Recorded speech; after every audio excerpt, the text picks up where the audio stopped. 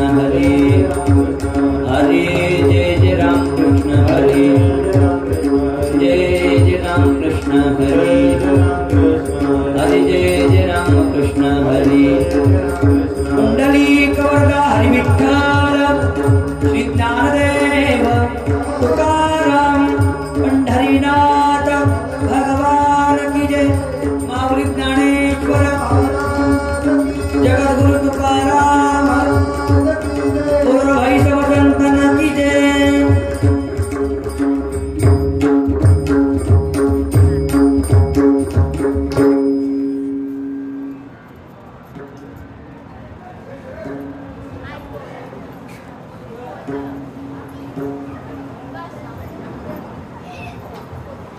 वंदेहंतं श्री गणेशं विद्याश्री सुखदायकं विघ्ननाशाय कार्यादो यो देवै रतिपूजितः करयुगगृहीत वीणां शशाङ्कवदनां सरोजनयन युगां हिमकरधवलां देवीं नमामि नित्यं सरस्वतीं जननी। महायोगपीठे तटे भीमर्थ्यां वरं पुण्डरीकाय दातुं मुनिन्द्रैः समागत्य तिष्ठन्तमानन्दकन्दं परब्रह्मलिङ्गं भजे पाण्डुरङ्गम्। हे कृष्ण करुणा सिन्धो दीनबन्धो जगत्पते गोपेश गोपिकान्त राधाकान्त नमोऽस्तुते। सदाशिवसमारम्भां श्रीशङ्कराचार्यमध्यमाम् अस्मद आचार्यपर्यन्तां वन्दे गुरुपरम्परां। सद्गुरुं सच्चिदानन्दं केवलं करुणाकरं ज्ञानयोगेश्वरं वन्दे ज्ञानदेवं पुनः पुनः। आदिनारायणपदं धातारं चात्रिसत्पदं दत्तं जनार्दनं चैव एकनाथं नतोऽस्म्यहम्। तुका हा तुकावा परब्रह्मरूपी तुकिता तुका पावदासस्वरूपी तुका स्वामी हे नाम वाचेसी गाता बहुसा निळा पावला वर्मा।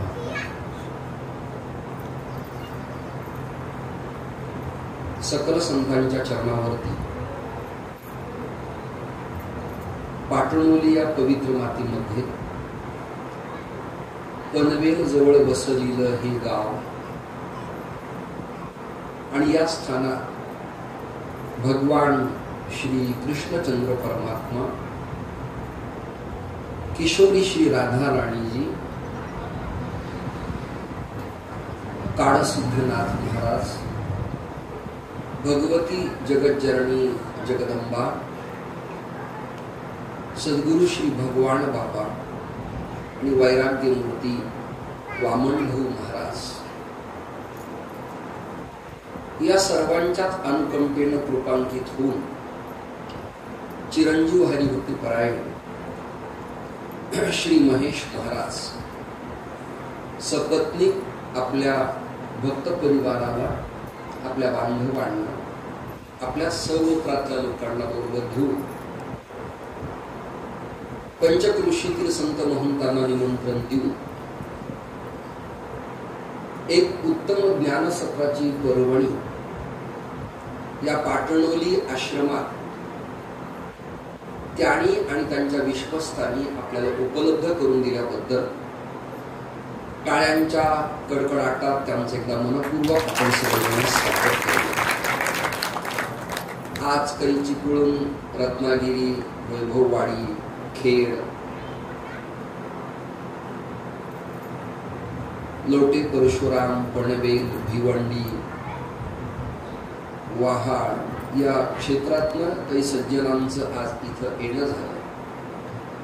ज्येष्ठांच्या पैकी हरिभक्तीपरायण श्री प्रेममूर्ती रामदास भाई महाराज उपस्थित आहेत, त्यांना मी धन्यवाद देतो। आमचे द्वितीय चिरंजीव आदरणीय हरिभक्तीपरायण जे आता मंडलेश्वर पदावरती विराजमान, ते रामकृष्ण स्वरूप वहाड या तीर्थक्षेत्रातून आले, त्यांना त्यांच्या परिवाराला खूप खूप धन्यवाद देतो। आज डेव्हलपमेंट झाली, रस्ते सुधारणा, वाहन, दळण आणि वळण. 12 वर्षापूर्वी हे तसं निर्जर अरण्यच असेल आणि या निर्जर अरण्यात सातारा जिल्ह्यातल्या पाटण विभागातल्या एका कुळातल्या वैष्णवाच्या मुलांनी येऊन आपला वडलोपार्जित परमार्थ सिद्धीला घेऊन जाण्यासाठी केलेला प्रयास आणि प्रयत्न तसा एका अर्थाने वाखाणण्यासारखाच आहे असं म्हटलं तर काही वावगं होणार नाही. काल प्रवचन मालेनंतर तुमच्या पाठीमागे बसलेले दादा श्रद्धेय दादांची आठवण करत होते. श्राद्ध प्रकरण, आपली संस्कृती, तत्वज्ञान विद्यापीठ आणि व्यासविचार ज्यांना उमगला त्यांना जगाच्या पाठीवर भारतीय तत्वज्ञानाचं चिंतन करताना अध्यात्म आणि विज्ञानाची सांगड घालण्यासाठी या ग्रंथांचं चिंतन केलं तर जीवनात फार मोठी मदत होते. हा माझा स्वतःचा स्वानुभव. प्रजापिता ब्रह्मकुमारी असू देत, निरंकारी असू देत, श्रद्धेय धर्माधिकारी या परंपरेची बैठक व्यवस्था असू देत, इस्कॉनची संस्था असू देत, किंबहुना रामदासी परंपरा, गणपत्य संप्रदाय, वारकरी परंपरा, या विभिन्न परंपरेतले सगळे लोक महाराष्ट्रात आणि भारतात भारतीय संस्कृतीच्या संवर्धनासाठी आपले पर्सनल मतभेद बाजूला ठेवून एक संघ होणं महाराष्ट्राची, भारताची आवश्यकता आहे असं म्हटलं तर वावगं होणार नाही. क्रिटिकल गुंतागुंतीचे जे मनभेद आहेत ते थोडेसे बाजूला आपण सारू. शेवटी आपण सगळेजण अंतिम टप्प्यात नमस्कार कसाही करा आणि कोणीही करा तो भगवंताच्या प्रती पोहोचतो. तद्वत ओढे आणि नद्या सागराला जातात. आकाशात पतितं तोयं यथा गच्छति सागरं सर्वदेव नमस्कारः केशवं प्रति गच्छति. प्रति म्हणजे कडे. सगळ्या नद्या आणि ओढे सागराला जातात. तसे छोटे मोठे पंथ, परंपरा, संस्था, संप्रदाय, संघटना ही सगळी निर्माण झाली असली तरी शेवटी ईश्वराच्याच इच्छेनं हे सगळं होत असतं. मॉरिसेस पर्यंत गीता शिकवण्याचं काम त्या काळात दादांच्या करवी करण्यात आलं आणि इस्कॉनच्या वेल एज्युकेटेड वैष्णव भक्तात ते लोक ब्रह्मसूत्र आणि भगवद्गीता न लाजता, न डगमगता, न संकोच करता रामकृष्ण महाराज भद्र करून लांब लचक शेंडी ठेवून ऊर्ध्व पुंड्र द्वादश गोपीचंदन तिलक लावून हरे कृष्ण कृष्ण कृष्ण हरे हरे, हरे राम राम राम हरे हरे हा महामंत्र न लाजता प्रेमे छंदे नाचू डोलू या क्रमाप्रमाणे काम करतात. आपले लोक प्रबोधन फार करतात पण आपले किती लोक भगवद्गीता, ज्ञानेश्वरी, गाथा, मनाचे श्लोक, हरिपाठ लोकांच्या पर्यंत पोहोचवण्याचा प्रयास करतात. हा चिंतनाचा आणि चिंतेचा विषय आहे. त्यांच्यात प्राध्यापक आहेत, डॉक्टर आहेत, इंजिनियर आहेत, MBA, BBA, MCOM आहेत, LLB आहेत, LLM आहेत. वेल एज्युकेटेड लोक आहेत आणि ती संस्कृत आणि मराठी भाषा इंग्रजीत कन्वर्ट करून देश विदेशात न्यूयॉर्क पर्यंत, अमेरिका, फ्रान्स पर्यंत ते आपला विचार जाऊन पोहोचवत आहेत. वारकरी संप्रदायातल्या काही ठराविक लोकांची मी नावं घेतो. कृपया YouTubeला माझ्या क्लिपा सुटल्यानंतर ज्यांची नावं राहिले ते माझ्यावर रागावू नका ही त्यांना विनम्र प्रार्थना आहे. आपल्याकडे PhD करणारं एक जुनं नाव होतं विद्यावाचस्पती डॉक्टर श्री दादा महाराज मनमाडकर. सद्गुरु धुंडा महाराजांचे चिरंजीव आणि आदरणीय चैतन्य महाराजांचे पिताश्री भानुदास महाराज न्यायमूर्ती, आदरणीय हरिभक्ती परायण विठ्ठल महाराज वास्कर न्यायाधीश आदरणीय हरिभक्ती पारायण विवेकानंदजी महाराज भास्कर न्यायाधीश,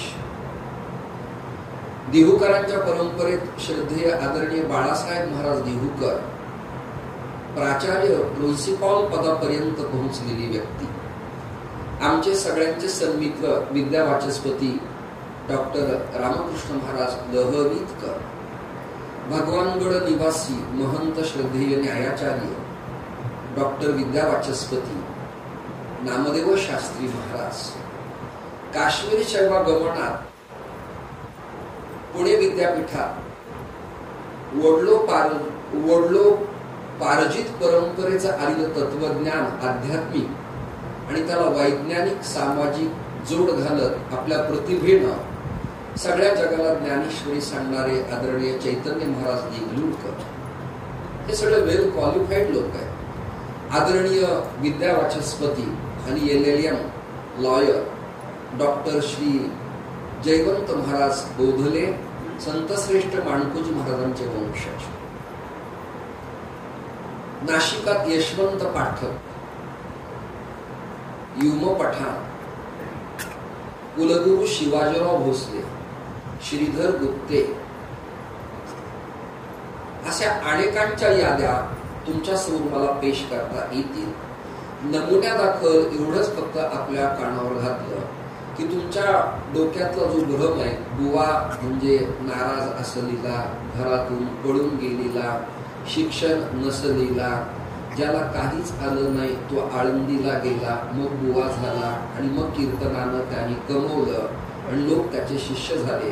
हा भ्रम जरा आपल्या कुणाच्या कृपया मनात असेल तर जरा क्लिनिंग करा, स्वच्छ करा, वॉश करा, ब्रेन वॉश करा.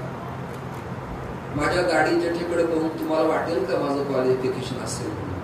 मी 10वी नापास होतो, पण न डगमगता न घाबरता मुक्त युनिव्हर्सिटीचं, एका अभिमत युनिव्हर्सिटीचं मी BA MA पूर्ण केलं. त्यावरही थांबलो नाही. नंतर मी bachelor of naturopathy yoga science complete करून नॅचरोपॅथीचा डॉक्टर झालो. एवढ्यावरही थांबलो नाही. मी हिंदीचा पंडित परीक्षेत उत्तीर्ण झालो. गांधर्व महाविद्यालयाच्या मेरिजेचा पुण्यात परीक्षा देऊन मी संगीत क्षेत्रातला इक्वलंट BA विशारद झालो. आणि मला एका अभिमत युनिव्हर्सिटीनं डॉक्टर कुलगुरू सौभाग्यवती उमा वैद्य कालिदास युनिव्हर्सिटी नागपूर यांच्या हस्ते डॉक्टर ऑफ लिटरेचर नावाची मानद अंतिम उपाधी कीर्तन क्षेत्रातली मला मिळाली. प्रयत्नाची पराकाष्ठा असल्यावर त्याला वयाची मर्यादा असत नाही, त्याला जातीची मर्यादा असत नाही, त्याला प्रांताची मर्यादा असत नाही, त्याला लिंगाची मर्यादा असत नाही, त्याला पंथ आणि संप्रदाय, त्याला जिल्हा आणि भाषा ही मर्यादा असू शकत नाही. आपल्या विचाराची व्यापक दिशा असेल तर जाणकार लोक त्याला स्वीकारतच असतात. मी आदरणीय भाईंना सातत्याने म्हणायचो, एक दिवस कीर्तनाला येऊन माझं पोट काही तत्वचिंतन करताना भरत नाही. साधारण 9ला कीर्तनाची घोषणा पत्रिकेत असली तर 9:30 पावणे 10 चाल अभंग प्रस्तावना होऊन वाचतात आणि बोलता बोलता लगेच 10:30ला लोक कंटाळून जातात आणि त्यांच्या चेहऱ्यांना अभ्यासून कीर्तनकाराला कीर्तन थांबवावं लागतं. आपल्या भारतीय वेळेच्या प्रमाणात 7 ते 9 म्हटलं की लोक 7:30 वाजवताच. त्यामुळे चिंतन करता येत नाही. प्रमाण, भजन, स्वर, चाल, पखावज, सोलो, सूत्रसंचलन, निवेदन, आगत, स्वागत, फोटो, शाल, श्रीफळ, ट्रॉफी यात वेळ प्रचंड वाया जातो. आणि त्यामुळे समाजाबरोबर जे हितगुज व्हायला पाहिजे ते यथार्थ नीटनेटकं होत नाही. त्यामुळं मी भाईंना म्हणायचो की मला असे एक सत्र, एक खुलं दालन तुम्ही कोकण प्रांतात मला उपलब्ध करून द्या. कदाचित माझी भावना ज्ञानोबारायांनी, शांती ब्रह्मनाथरायांनी, नामदेवरायांनी, माणकोजी महाराज बोधल्यांनी, जगद्गुरु तुकोबारायांनी स्वीकारली. आणि चिरंजीव महेश महाराजांना असं वाटलं की बाबांना 4-5 दिवस आपण पाटणवलीच्या पवित्र आश्रमस्थानात आणावं. मी खूप समाधानी आहे, खूप खुश आहे, खूप आनंदी आहे. आज उन्हाची दाहकता तशी कमी झाली. कदाचित ऊन उद्याच्या 4 तारखेला भीत की काय कोणाष्टक आहे असं मला वाटतं. हळूहळू आकाशात ढग यायला लागले. किंचित पर्जन्यमान वाढण्याची शक्यता नाकारता येत नाही. आणि आज कालच्या एवढा त्रास उष्माघाताचा अजिबात झाला नाही. खूप आनंद वाटला. म्हणजे मला तर 6 तारखेला जाताना डोळ्याच्या पापण्या जड करूनच इथून निघावं लागेल. समाज किती आहे ही गोष्ट माझ्या दृष्टीनं नगण्य आहे.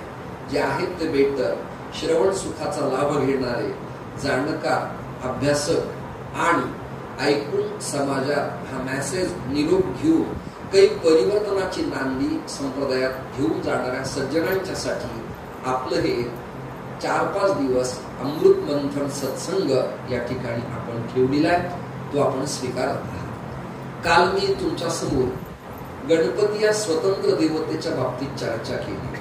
मला वाटतं इत्थंभूत सरासरी आपण त्याच्या स्वरूपाचं आणि त्या ज्ञान विज्ञान घन गणानांपती इति गणपती या देवतेचं आपण स्वरूप अभ्यासलंय. त्याच्या संबंधानं स्टडी केलाय. आता ज्ञानेश्वरी हातात आली आणि ओम नमोजी आद्या वेद प्रतिपाद्या म्हटलं की मी मांडलीला गणपती तुमच्या लक्षात येईलच. माघ मासात गणपती पार्थिव पूजन करताना कदाचित ते तुमच्या लक्षात येईलच. आणि भाद्रपदात शुद्ध चतुर्थी पासून अनंत चतुर्दशी पर्यंत जेव्हा आरती, अष्टक, नैवेद्य, अथर्व शीर्ष, ब्रह्मणस्पती सूक्त आणि गणपती वेदोक्त सूक्त जेव्हा तुम्ही म्हणाल किंबहुना घोरहा नको फारतष्टलो हे म्हणत असताना काल केलेल्या निवेदनाची माझी कमी लोकांना का होईना आठवण झाल्याविना राहणार नाही हा माझा आत्मविश्वास. काल गणपती स्वतंत्र स्क्रिप्ट, चॅप्टर, प्रबंध, एक पुस्तिका आणि विवेचन आपल्या समोर मांडलंय. सूत्र होतं ओम नमोजी आद्या वेद प्रतिपाद्य. आज एका स्वतंत्र दिशेनं तुम्हाला मी घेऊन जातो आहे. परंतु गणपतीच्या हातात असलेल्या आयुधाच्या बाबतीमध्ये जरा संमिश्र चिंतन राहिलंय आणि त्याचा रात्री आणि आज अभ्यास करून मी तुमच्या समोर आहे. गणपतीच्या हातात ते आयुध राहिली आहेत. आयुध परशु असेल, त्रिशूळ असेल, अंकुश असेल. त्याच्या बाबतीत गणेश विजय नावाच्या ग्रंथात एक श्लोक आम्हाला उपलब्ध झाला आज. तो श्लोक असा आहे, पद्मं ब्रह्मतु ब्रह्मरूपम अंकुशस्तु जनार्दनः मुद्गलो रविरूपस्य परशु शिवरूपकः पाशो गणेश रूपस्य. या श्लोकाचा भाव अभ्यासत असताना गणपतीच्या हातात जे कमळ आहे त्याच कमळापासून ब्रह्मा उत्पन्न झाले. म्हणजे पार्वती नंदन गणपती एवढंच फक्त गणित न लावता ओंकार स्वरूप निर्गुण निराकार जे गणेश तत्व आहे, जे ब्रह्मविद्येचं माहेर घर आहे, त्या ब्रह्मापासून, त्या ब्रह्मविद्येपासून गणेशाच्या हातात एक दल आहे, एक पुष्प आहे. सेवंती बकुल चंपक पाटलाभ जयी पुन्हा गजाती करवीर रसाल पुष्पैहि बिल्व प्रवाल तुलसी दल मंजिरीभिः त्वाम पूजयामि जगदीश्वर मे प्रसीद. असे विविध पुष्प वर्णन केले. त्यात कमल, पद्म शब्दाचा अर्थ कमल. गणपतीच्या हातात ते कमल आहे आणि त्या कमलापासून कुठल्या देवतेचं निर्माण झालं तर भाई आणि रामकृष्ण महाराज, चिंतन व्यास महाराज असं सांगतात, गणपतीच्या हातातल्या कमळापासून ब्रह्मदेव उत्पन्न झाले. निर्गुण निराकार जे मूळ गणेश तत्व आहे त्याच्यापासून ब्रह्मा उत्पन्न झाला. त्याच्यानंतर अंकुश नावाचं एक आयुध गणपतीच्या हातात आहे. छोटा असतं, तीक्ष्ण असतं. मदोन्नमत्त गजाला टोचवण्यासाठी त्या अंकुशाचा उपयोग करण्यात येतो. याचा अर्थ काय? जीव नावाचे मदोन्नमत्त विषयासक्त जे गजेंद्र आहेत त्यांना टोचवण्यासाठी भगवान गणेशाने अंकुश आपल्या हातात ठेवलेला आहे. आणि तो अंकुश, या अंकुश आयुधापासून गणेश कृपेनं जगताला नाभिकमलापासून उत्पत्ती करणारे स्वेदज, अंडज, उद्विज, जालज, खेचर, भूचर आणि जलचर या सगळ्या ब्रह्मांडाला निर्माण करणारे भगवान श्री विष्णू हे अंकुश या आयुधापासून उत्पन्न झाले. गाणपत्य संप्रदायातलं तत्वचिंतन मी आपल्या समोर मांडतो आहे. त्याच्यानंतर मुदगल एक आयुध आहे. कोकणातल्या स्त्रियांना, पनवेलच्या स्त्रियांना कळेल. इकडे असे घडलेले चौरंगी दगड काही कपडे धुण्यासाठी नाहीये, वाडे नाही. तर फ्लॅटमध्ये स्त्रिया एवढा घडलेला एक दगड फीड करतात. बाथरूम मात्र स्वच्छ असतं ते तुमच्याकडचं, डेटॉल वगैरे फिनेल टाकून, आणि त्याच्यावरती कपडे स्वच्छ करतात. पण यावरही नाही भागलं, एक लाकडाची मोगरी असते एवढी छोटीशी, बॅटच्या आकाराची. बॅट चप्पट असते आणि गोल असते, तिला एक मूठ असते, आणि त्याने कपड्यावर तुम्ही आघात करता. असं बऱ्याच ठिकाणी मी पाहिलेलं आहे. मला कधी कधी कपड्यावर त्या घरात भागते हे पाहून आनंद वाटतो.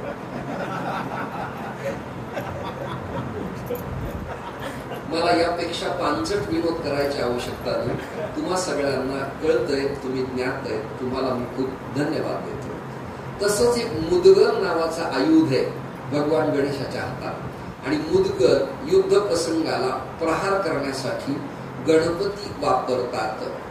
वर तो कमलासूर, योमासूर, त्रिपुरासूर, सिंदुरासूर, नरांतक आणि देवांतक या दुष्ट राक्षसांना मारण्यासाठी गणरायाने आपल्या हातात जे आयुध घेतलंय त्याचं नाव मुदगल आहे.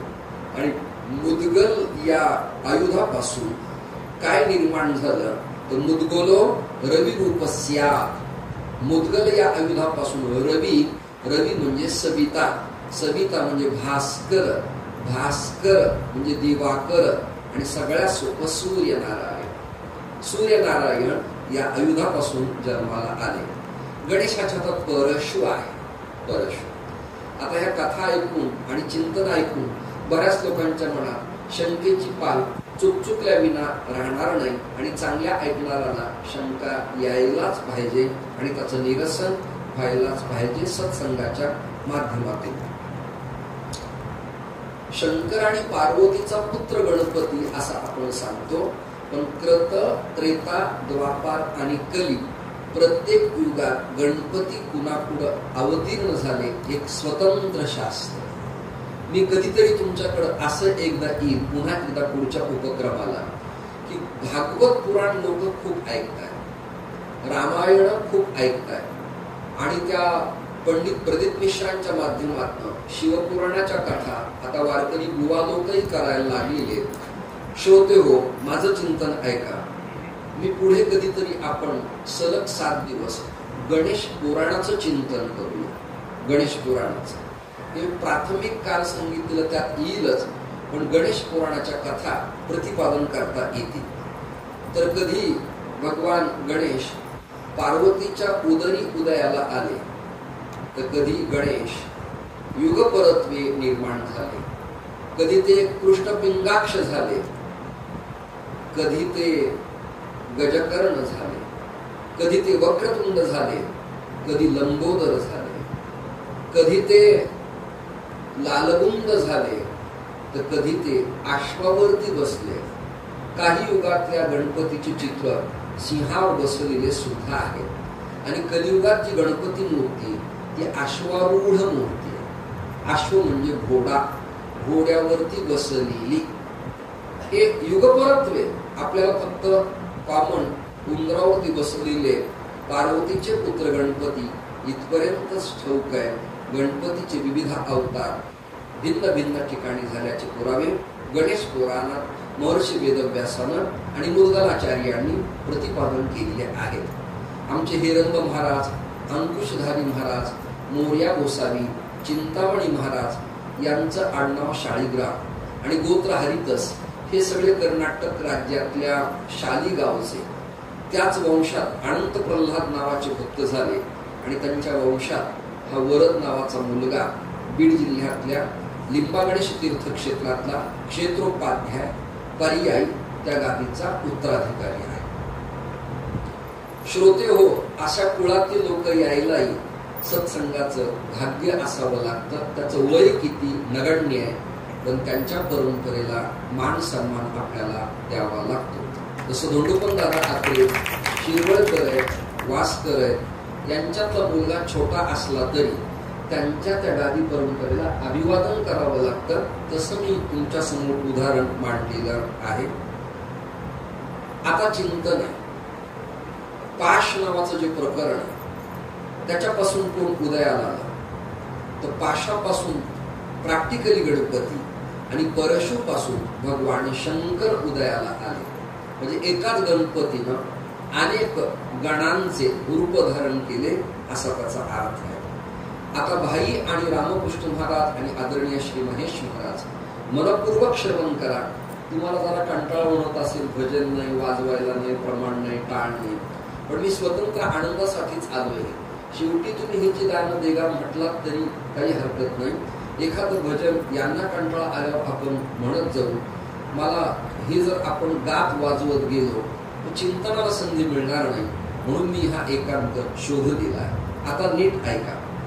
गणेश या देवतेपासून कुठले आचार्य जन्माला आले. जसं शंकराचार्य शंकरांचा अवतार आहे, निवृत्तीनाथ दादा भगवान शंकराचा अवतार आहे, ब्रह्मदेवाचा अवतार सोपान काका आहे आणि जगदंबेचा अवतार मुक्ताबाई आहे.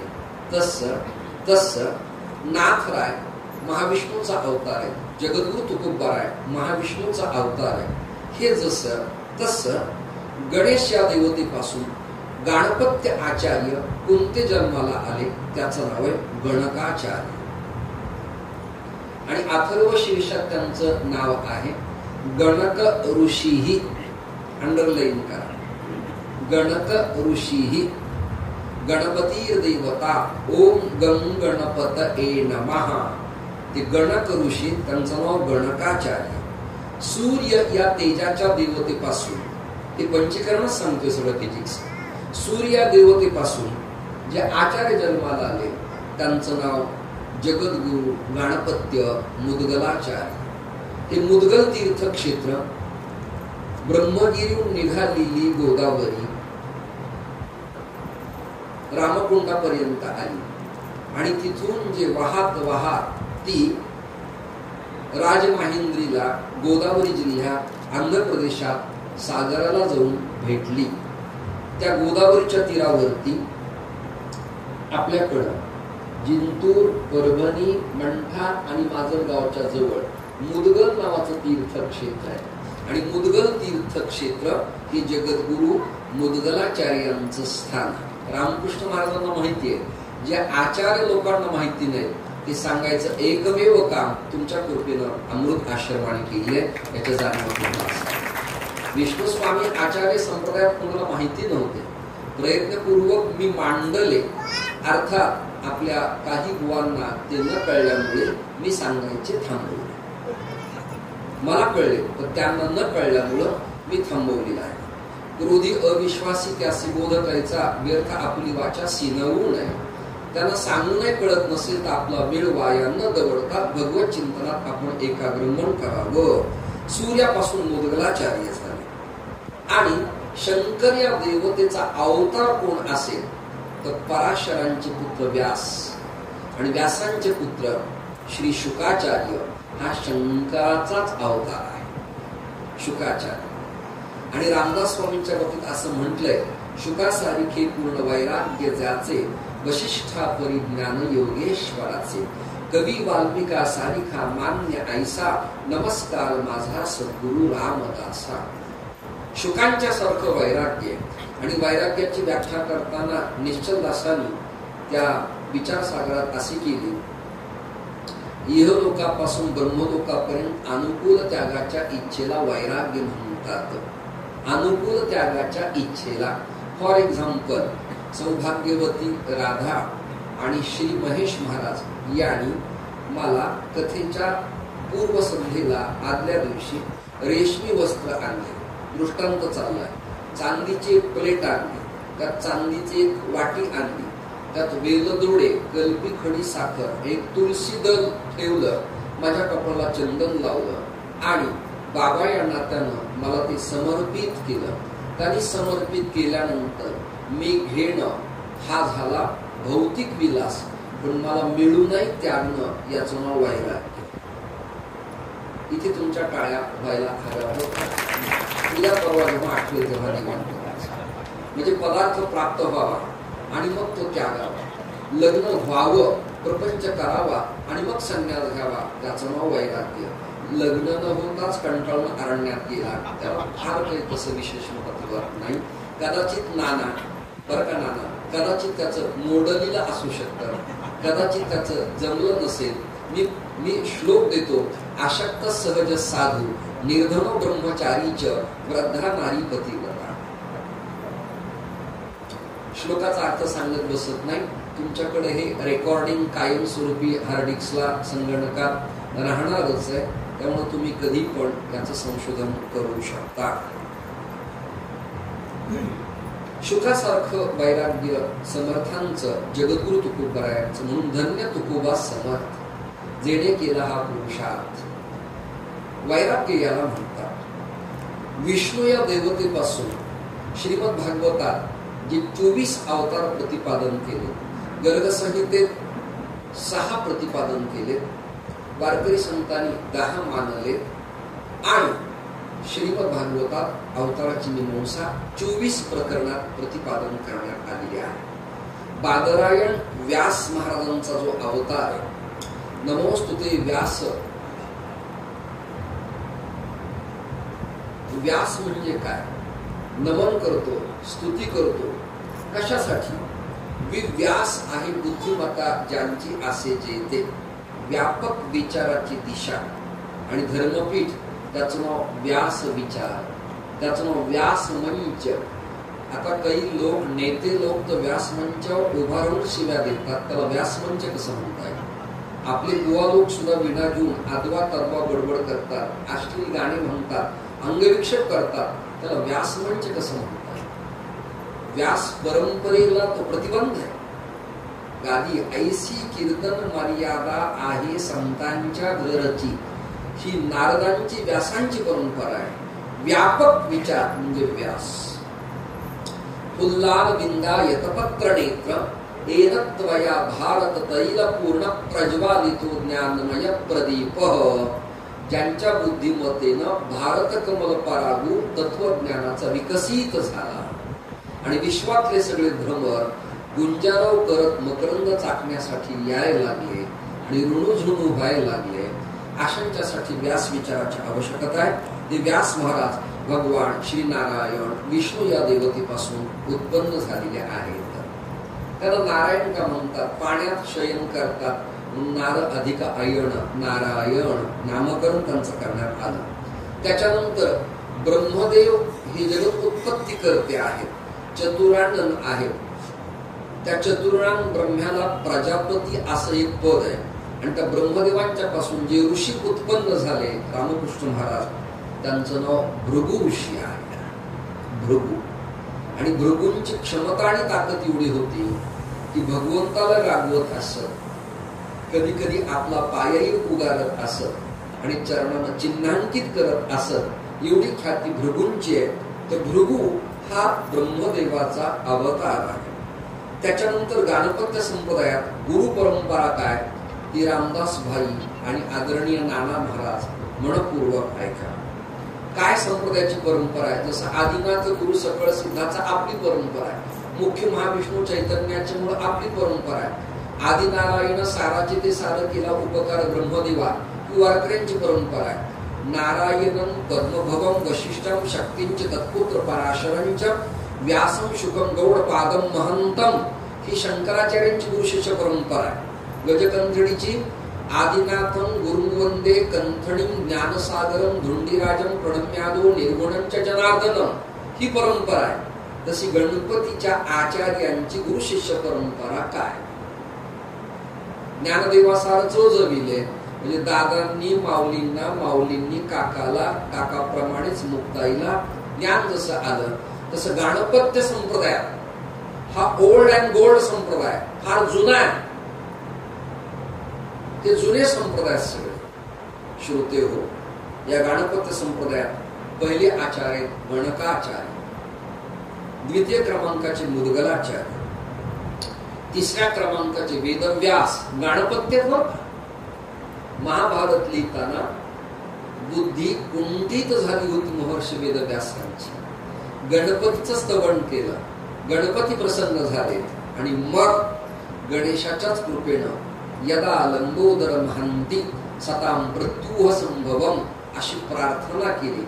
गणेश प्रसन्न झाले आणि मग शंकराचार्य असो व्यास असो गणेशाचं वर्णन करायला लागले. मुदा करात मोदकम सदा विमुक्ती साधकम असा अष्टक आहे. तसं भजे व्रजे कमंडलम समस्त पाप खंडनम, तसं मुदा करात मोदकम सदा विमुक्ती साधकम गणपतीचं अष्टक आहे. आणि एक सोपं अष्टक अजून एक आहे. प्रणम्य शिरसा देवम गौरीपुत्रम विनायकम भक्तावास स्मरे नित्यम. सगळ्यांच्या पाठातले महर्षी देवर्षी नारदांनी हे अष्टक लिहिलेलं आहे. गोसावी नंदनांनी सुद्धा आरत्या आणि अष्टक लिहिलेले आहेत. मोर्या गोसाव्यांचं स्वतंत्र चिंतन आहे, चिंतामणी महाराजांचं स्वतंत्र चिंतन आहे. माझा विषय असा, गणकाचार्यांच्या नंतर मुद्गलाचार्य, मुद्गलाचार्यांच्या नंतर जगद्गुरु महर्षी वेदव्यास, गणपत्य, गणपत्य यानंतर ऋषी भृगु हे गणपत्य जगद्गुरु आहे. आता कलियुगात गणपतीच्या आचार्यांच्या पासून कोण कोण जन्माला आलं ही तिसऱ्या टप्प्यातली यादी आहे का? गणपतीच्या आचार्य परंपरेतून कोण कोण उदयाला आलं ही तिसरी यादी आहे. सगळं नवीनच आहे. तुम्हाला हरिमुखे म्हणा नाही, पुण्याची गणना नाही, आम्ही वैकुंठवासी आलो याची कारणासी अजिबात नाही. काही नित्य नूतन देखी जे गीता तत्व असे एक प्रकरण तुमच्या समोर मी देतो आहे. गणकाचार्यांचा पुढे अवतार काय झाला तर गणकाचार्य गौडपादाचार्य झाले. आणि गौडपादकारिका अद्वैत वेदांत सूत्रात न कळणारा अगम्य ग्रंथ आहे. गौडपादकारिका ही वेदांतात फिलॉसॉफीतली सगळ्यात मोठी स्टेप आणि पाहिली आहे. गौडपादांचे शिष्य गोविंद पादाचार्य आणि गोविंद पादांचे शिष्य आद्य शंकराचार्य ही गणपत्य परंपरा आहे. त्याच्यानंतर मुद्गलाचार्यांच्या पासून कोण जन्माला आलं तर अष्टविनायक गणपती जे आहेत त्यातही एक मोरगाव नावाचं तीर्थक्षेत्र आहे. आणि मोरगाव हे सिद्ध तीर्थक्षेत्र आहे. आणि त्या मोरगावाला योगींद्र गणपत्याचार्य योगींद्र महाराज उदयाला आले.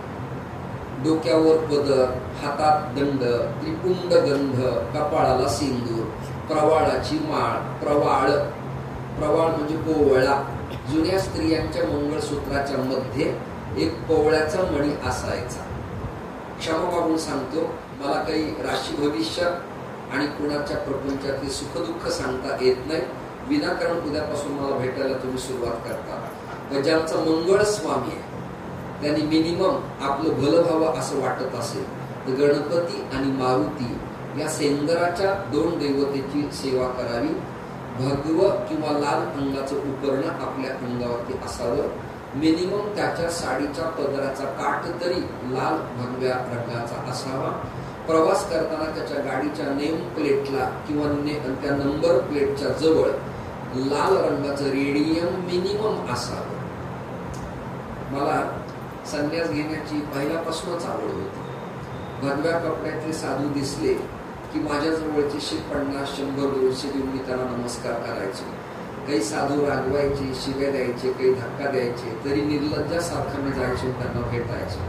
मला एका पत्रकाराने विचारलं, लाल आणि भगव पाहिल्यावर तुम्हाला वेड का लागतं? मी त्यांना म्हणालो, लक्ष्मीकांत बेर्डेंचा मराठी सिनेमा पहा म्हणजे तुम्हाला कळेल.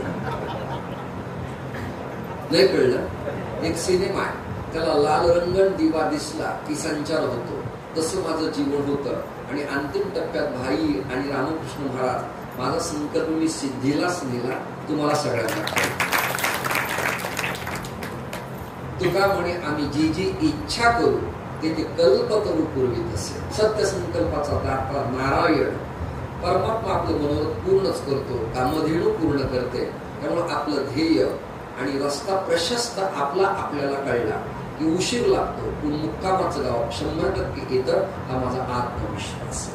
श्रोते हो, योगींद्राचार्यांची परंपरा आजही मोरगावला चालू आहे आणि ते गणपत्य आचार्य.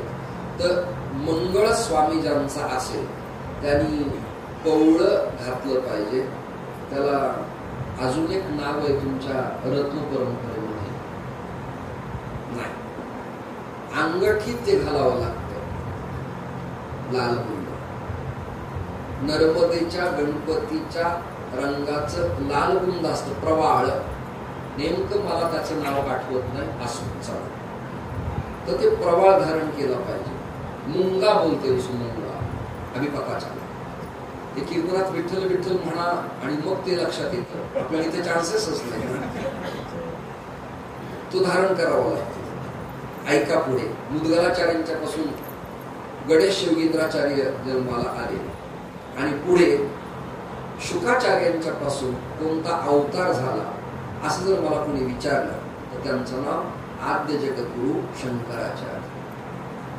व्यासम शुकम गौड पादम महंतम गोविंद योगींद्र मथास्य शिष्यम मग शंकरम शंकराचार्यम केशवम बादरायणं सूत्रभासकृतौ वंदे भगवन्तौ पुनः पुनः ईश्वरो गुरुरात्मेति मूर्तिभेद विभागिने यो मद्व्याप्त देहाय दक्षिणामूर्तये नमः. शंकराचार्य उदयाला आले. ऐका. आणि वेदव्यासांच्या पासून कोणता अवतार झाला तर वेदव्यासांच्या पासून गिरिजासूत नावाचे आचार्य जन्माला आले. कोणते? गिरिजासूत. म्हणजे शंकराच्या मातेचं नाव गिरिजा आहे, शंकराच्या पत्नीचं नाव गिरिजा आहे आणि तिचा पुत्र मानणारे एक आचार्य जन्माला आले, त्यांचं नाव गिरिजासूत. आणि ऋषी भृगूंच्या पासून जो अवतार झाला भाई त्याचं नाव जगद्गुरु ब्रह्मानंद स्वामी. आता इथे एक चिंतनाला जागा आहे. परशुरामचे लोक आले तिथे. ब्रह्मानंद वेगळे आणि ब्रह्मेंद्र वेगळे. ब्रह्मेंद्र स्वामी आमच्या बीड जिल्ह्यातले, जालन्याकडे त्यांचं वास्तव्य असायचं आणि मोठे परशुरामला त्यांनी तपश्चर्या केली. त्यांच्या पत्र व्यवहाराने त्या काळात घाट बांधण्यात आला आणि आजही परशुराम तीर्थ क्षेत्रामध्ये बीड कडील ब्रह्मेंद्र स्वामी असा शिलालेख तुम्हाला पाहायला मिळतो. मी त्याची कॉपी झेरॉक्स करून आलो. मी जाईल तिथे समाधी, ताम्रपट, चिंतन, जुनबाळ काही माहिती आहे का, परंपरा काय, वैशिष्ट्य कसे, ते कुणाला जॉईंट आहे, ही परंपरा आहे तरी कशी, द्वैती आहे की अद्वैती आहे, ऊर्ध्वपुंड की त्रिपुंड, रुद्राक्ष की तुलसी, स्मार्त की भागवत, असा स्टडी करत करत इथपर्यंत माझं जीवन आलं. तर ब्रह्मेंद्र वेगळे आणि ब्रह्मानंद वेगळे. ब्रह्मेंद्रही गाणपत्यच होते आणि ब्रह्मानंदही गाणपत्यच होते. त्याचबरोबर लिंबा गणेशला अनंत प्रल्हाद हे पण गाणपत्यच. आमचे शंकरानंद तीर्थ गाणपत्यच, विठ्ठलानंद तीर्थ गाणपत्यच, गोविंद तीर्थ गाणपत्यच, पुढे त्रिविक्रम तीर्थ गाणपत्यच, वरदाश्रम स्वामी गाणपत्यच आणि गणेश आश्रम स्वामी गाणपत्यच. यांची कथा सांगतो, कंटाळले का तुम्ही सगळेजण. संकेश्वर पीठाचे शंकराचार्य त्या शतकात, फक्त इसवी सन संवत्सर सांगत नाही, बेळगाव जिल्ह्यातल्या कर्नाटक राज्यातल्या हिरण्यकेशी नदीजवळ सांखेश्वर महादेव, त्याचं सांखेश्वर नाव का? कपिलांनी आपल्या आईला सांख्यशास्त्र तिथे शिकवल्यामुळे त्या लिंगाचं नाव सांखेश्वर.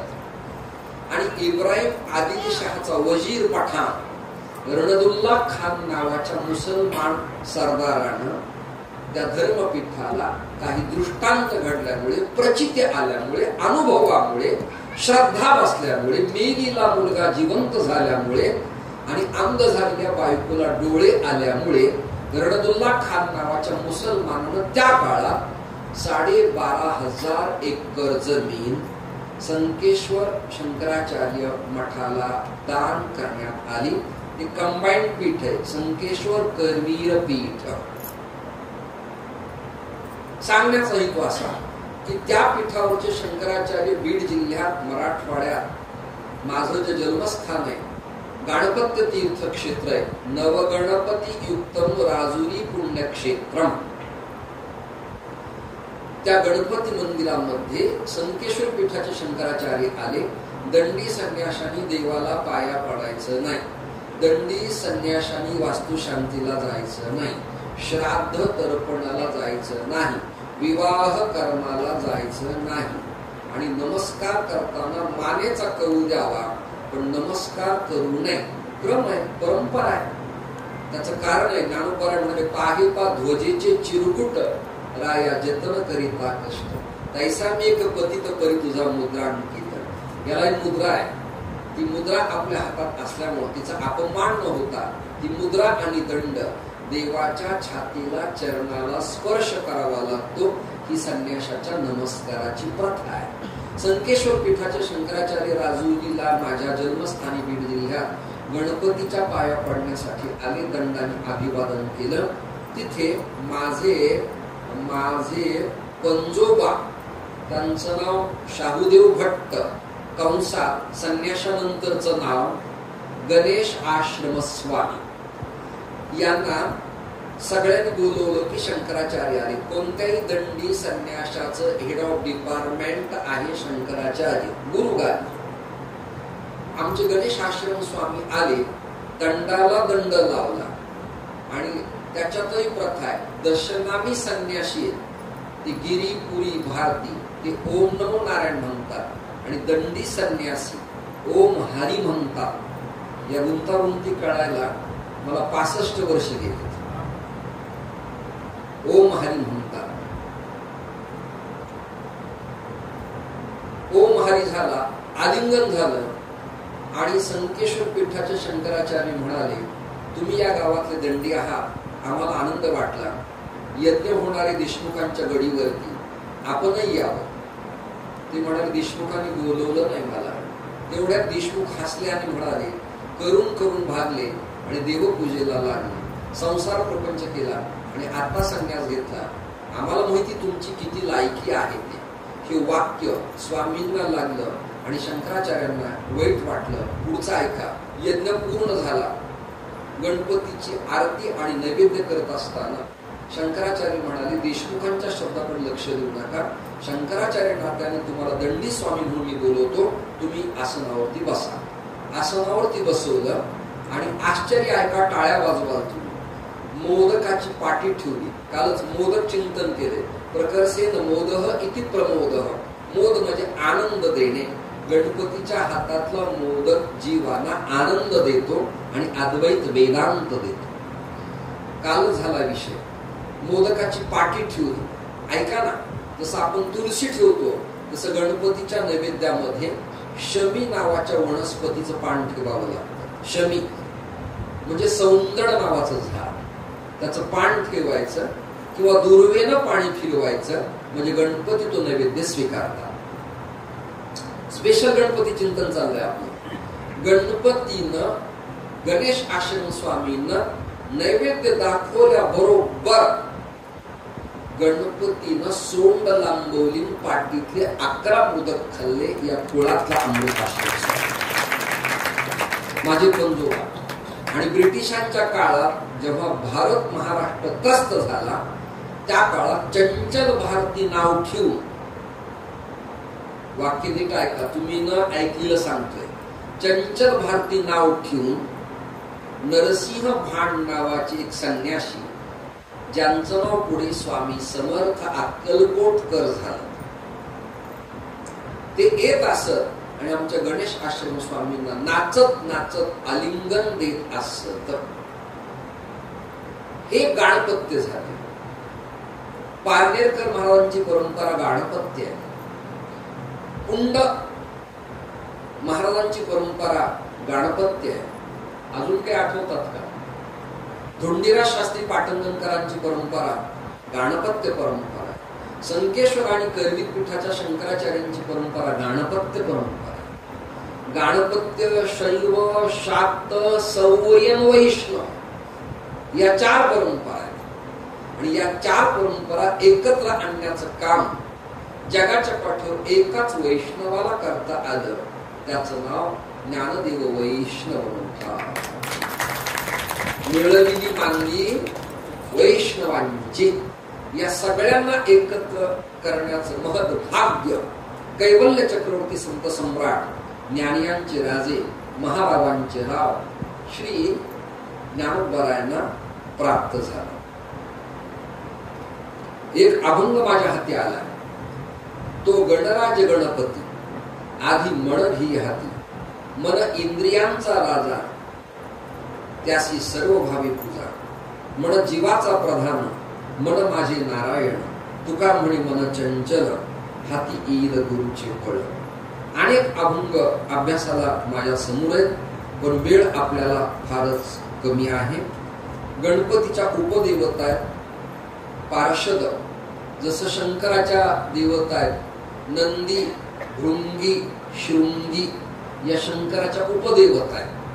फक्त शंकराला पाणी घालून चालत नाही.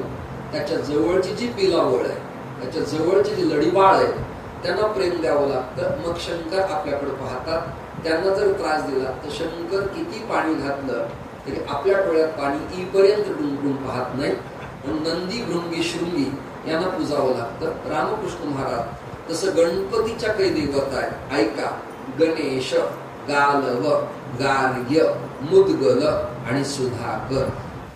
ही यादी समाप्त करतो. पुढं चिंतन आपल्याला खूप करायची आहे. आणि अजून एक नामदेवरायांचा अभंग अतिशय सुंदर, आणि तो अभंग असा आहे. लंबोदरा तुझा शोभे शुंडादंड. काल चिंतन केले शुंडादंड. करीतसे खंड दुश्चिन्हांचे.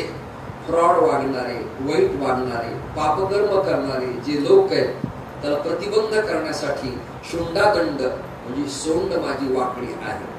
चतुर्थ आयुधे शोभता ती हाती.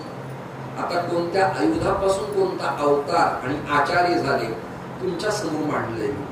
भक्ताला लक्षिसी निरंतर. भव्य रूप तुझे उंदीर वाहन. नमन चरणा करीत असे. तुझे नाम घेता दोष जळताती. कळी काळ कापती तुझे नामे. 14 विद्या तुझ्या कृपेनं येतील. मुके बोलतील वेद घोष.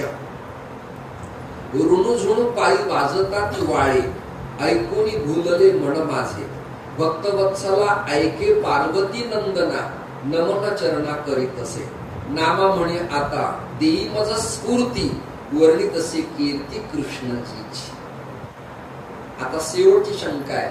गणपती गणपती नेमके कोण आहेत? गणपती श्री विष्णू आहे. विष्णूच कृष्ण आहेत. मग आतापर्यंत जे मी वर्णन केलं ते वर्णन भगवान कृष्णाचंच आहे. ते वाङ्मयीन पुष्प कृष्णाचरणी समर्पित करून कृष्णार्पण मस्तू म्हणायला काहीच हरकत नाही. काल गजकंठणी नावाचं प्रकरण तुमच्या समोर मी सांगितलं. काल श्लोक माझ्याकडे उपलब्ध नव्हता. आज महत् प्रयासानं श्लोक उपलब्ध केलाय तुम्हाला सांगण्यासाठी. श्लोक असा आहे. गजानन तमहं वंदे गजकंठड रूपिणं. विघ्नहरणं सदा नौमी. रिद्धी सिद्धी प्रदायकं. नमस्ते सृष्टी रूपाय नाथ रूपाय ते नमः. भक्तप्रियाय देवाय नमस्तुभ्यं विनायक. अशा प्रकारे आज गणपती हा अवशेष भाग, शिल्लक भाग आपल्या समोर मांडायचा प्रयत्न मी अत्यंत प्रामाणिकपणे तुमच्या समोर केलेला आहे. 7:41 झाले. काहीतरी 8:15 की 8:30 आपल्याला थांबायचे. वेळ पुष्कळ शिल्लक आहे. वेळ नाहीये. मला खूप बोलायचं होतं. ही दुर्बळाचं वचन असतं. देव आपल्याला वेळ देत असतो. अभ्यासाची भूमिका आपली असावी लागते. लोक त्याला स्वीकारत असतात.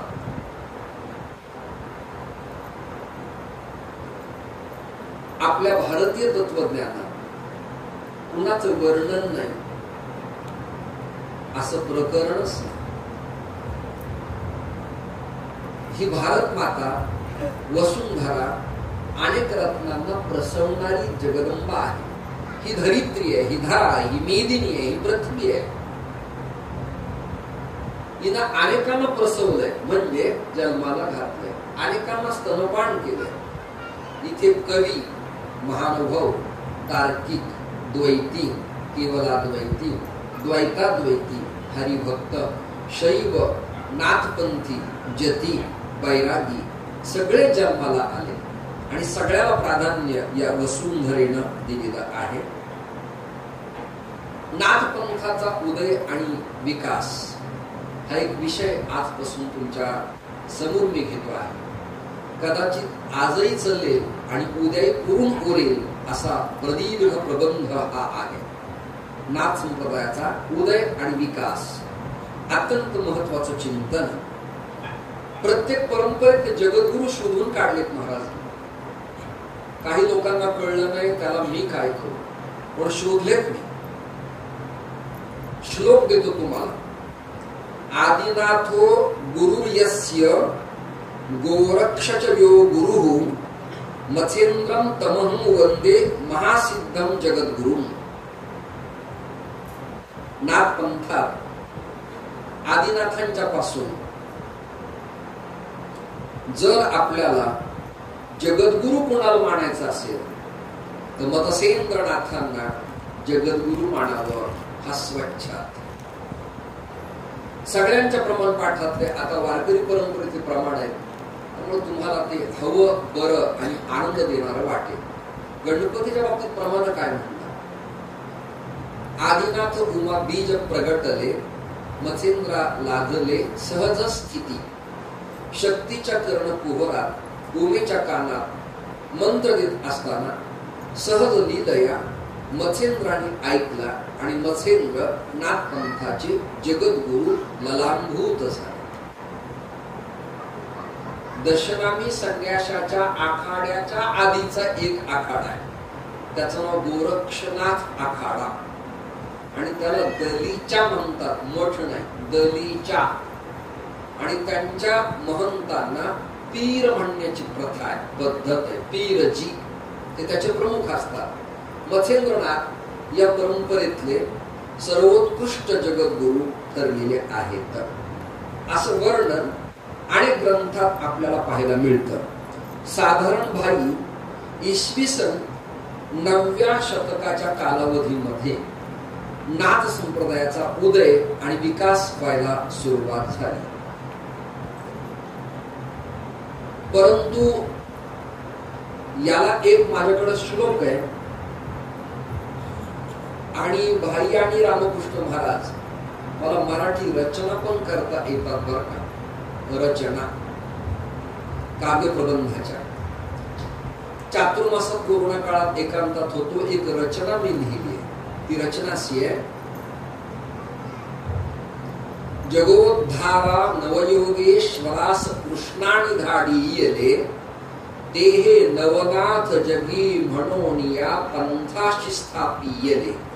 कंथा शैली पुंगी शंख मेखला जानवे अन, कानात ते कुंडले हाती धरोनी माळ दंड चिमटा भाळी भस्मासी लावियले. माझं कवळ आणि तुम्हाला माझी परीक्षा घ्यायची असली तुमच्या दोघांवर एक एक श्लोक ऍट अ टाइम एका क्षणात मी तुमच्या कृपेनं करू शकतो.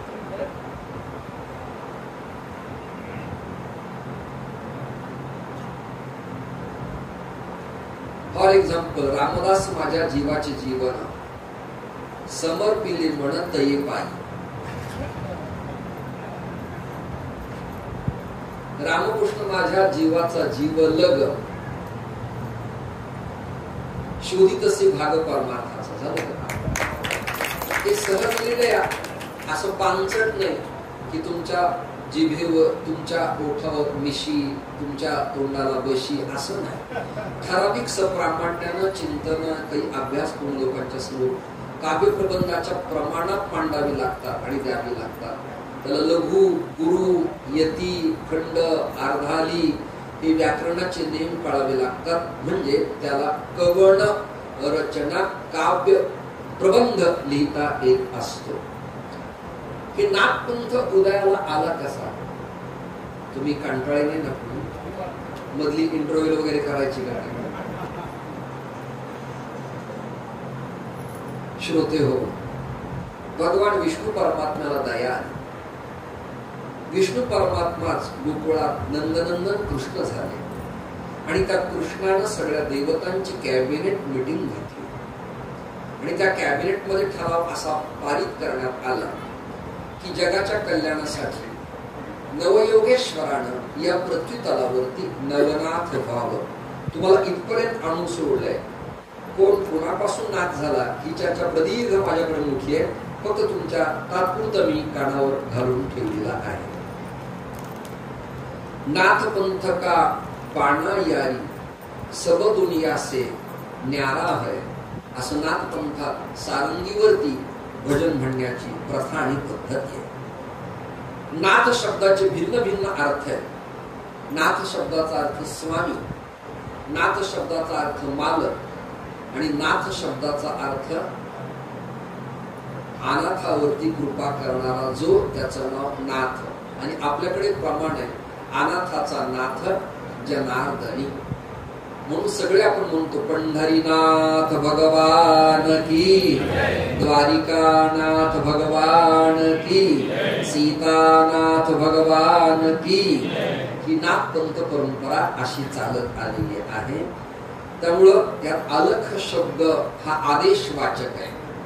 आदेश, आदेश उठा, जागे व्हा, आशीर्वाद आहे असा याचा अर्थ आहे. सिद्ध संप्रदाय या संप्रदायाचं नाव, योग संप्रदाय, अजून एक नाव आहे अवधूत संप्रदाय. असे भिन्न भिन्न नाव या संप्रदायाचे सापडतात. स्वामी शब्दाचा अर्थ धनी, मालक, पती, श्रेष्ठ, वरिष्ठ, समर्थ असंही करण्यात येतो. आता व्याकरण ऐका. न अधिक अथ बरोबर नाथ. ज्याचा प्रारंभच नाही त्याला नाथ म्हणावं लागतं. हा अनादि आहे.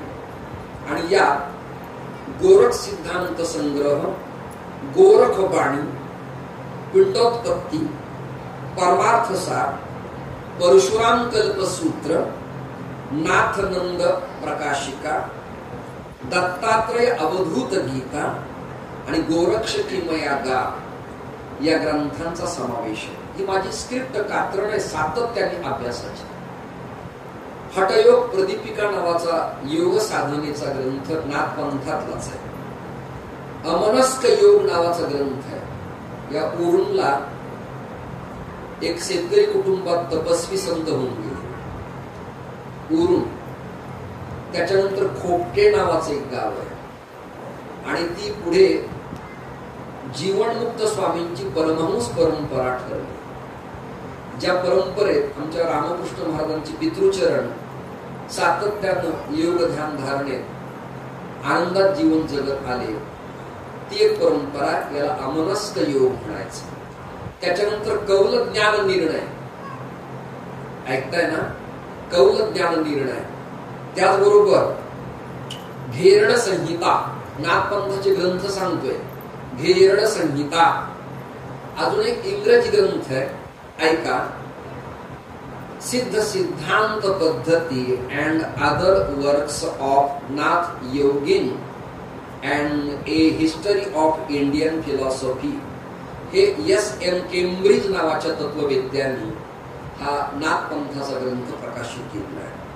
त्याच्यात गोपालनाथ चरित्रामृत, श्रीनाथ सेवा मंडळ, त्रिपुटी जिल्हा सातारा, ज्या जिल्ह्यातले महाराजांचे पूर्वज आहेत, तिथं त्रिपुटी नावाचं तीर्थक्षेत्र आहे. तिथं गोपालनाथ होऊन गेले आणि याच गोपालनाथांचा मूळ इतिहास प्रवरेच्या तीरावर नगर जिल्ह्यात महालय तीर्थक्षेत्र म्हणजे नेवासा, जिथे ज्ञानोबा ज्ञानेश्वरी शिवालयात गेली, तिथं गोपाळपूर नावाचं गाव आहे आणि तिथले गोपालनाथ होते. त्यांनी शांतीब्रह्म एकनाथ महाराजांची आरती लिहिली. आरती एकनाथा महाराजा समर्था, त्रिभुवनी तुची थोर, जगद्गुरु जगन्नाथा. शेवट असे अनंत गोपाळ दासा नाही ते अनंत गोपाळ नाथा, धरणी न पुरे गुण गाथा. ती व्याकरणातही बसत नाही, यमकातही दास बसत नाही, नाथा. तर त्या गोपालनाथांची समाधी सातारा जिल्ह्यात त्रिपुटी तीर्थक्षेत्रात आजही पाहायला मिळते. त्याचबरोबर नाथलीलामृत नावाचा ग्रंथ आहे, त्याच्यानंतर नवनाथ नावाचा ग्रंथ आहे. एक अभंग असा ऐकायला मिळतो, जगा माझी श्रेष्ठ संप्रदाय नाना, कीर्ती त्रिभुवना माझी फार, आम्ही ए दिन जाण नाथपंथी.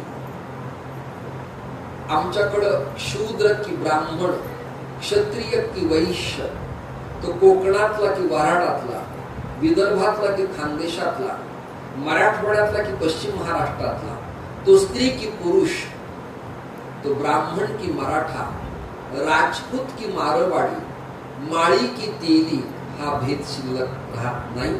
सगळ्यांना मुक्त कंठानं ज्या पंथात येता येतं त्याचं नाव नाथपंथ असं वर्णन करण्यात आलेलं आहे. त्रिभुवनात या संप्रदायाची कीर्ती गाजल्या जाते. या परंपरेमध्ये अनेक संतांचा समावेश तुम्हाला मला प्रतिपादन करता येईल. माणकोजी महाराज बोधले पैठणला जेव्हा येत असत तेव्हा केशरीनाथ महाराज उठून त्यांना कडकडून आलिंगन देत असत. गोरोबा काका सुद्धा नाथपंथ परंपरेमधलेच, नरहरी सोनार सुद्धा नाथ परंपरेमधलेच, चांगावटेश्वर नाथ परंपरेमधलाच. नाथ परंपरा सगळ्यात ग्रेट परंपरा आहे, थोरली परंपरा आहे. या परंपरेनं बड्या बड्याला वेड लावलेला आहे. या संप्रदायामध्ये काय करावं आणि काय करू नये या बाबतीत चिंतन आलेलं. मी फक्त शब्द उच्चारतो, चिंतन पुढे करील. पंचमकारांचा त्याग प्रतिपादन केलेला आहे. 5 मकार जर त्यागले नाही तर या पंथात केवळ कान फाडून आणि भव्य वस्त्र घालून चालत नाही. त्याला पंचमकाराचा त्याग करावा लागतो. ते मकार माझ्याकडे आहेत, श्लोक आहे, त्याचा अर्थही तुम्हाला प्रतिपादन करेल. आमच्याकडं वरदाश्रम स्वामी नावाचे संत होऊन गेले, दंडी स्वामी. त्याने एक अभंग असा शतपत्र प्रकरणात लिहिला. ते असं म्हणतात, आदिनाथे मंत्र उमा माते दिला, तोची प्राप्त झाला मत्स्येंद्रासी. मत्स्येंद्राने ज्ञान गोरक्षा दिधले, गहिणीने केले प्राप्ततेची. गहिणीचा बोध निवृत्तीनाथासी, बंधू ज्ञानेशासी कृपा केली. प्रवरेची तेरी सच्चिदानंदाला, गुरुमंत्र दिला ज्ञानोबानी. पुढे विश्वंभर राघव केशव, बाबाजी गुरुदेव तुकोबांचे. तुकोबानी कृपा बहिणीवर केली, तिने माळ दिली केशव भट्टा. केशवाचा हात नारायणाशिरी, त्याची व्यंकटावरी कृपा झाली. व्यंकटाने टाळ रामचंद्रा दिला, तोची प्रसादाला भला धर्मदेवा म्हणजे वरदाश्रम स्वामींना. ही परंपरा आहे, ज्ञानोपरा आहे. या परंपरेचा स्वीकार गुरु शिष्य परंपरेने करतात आणि त्याचं वर्णनही करतात.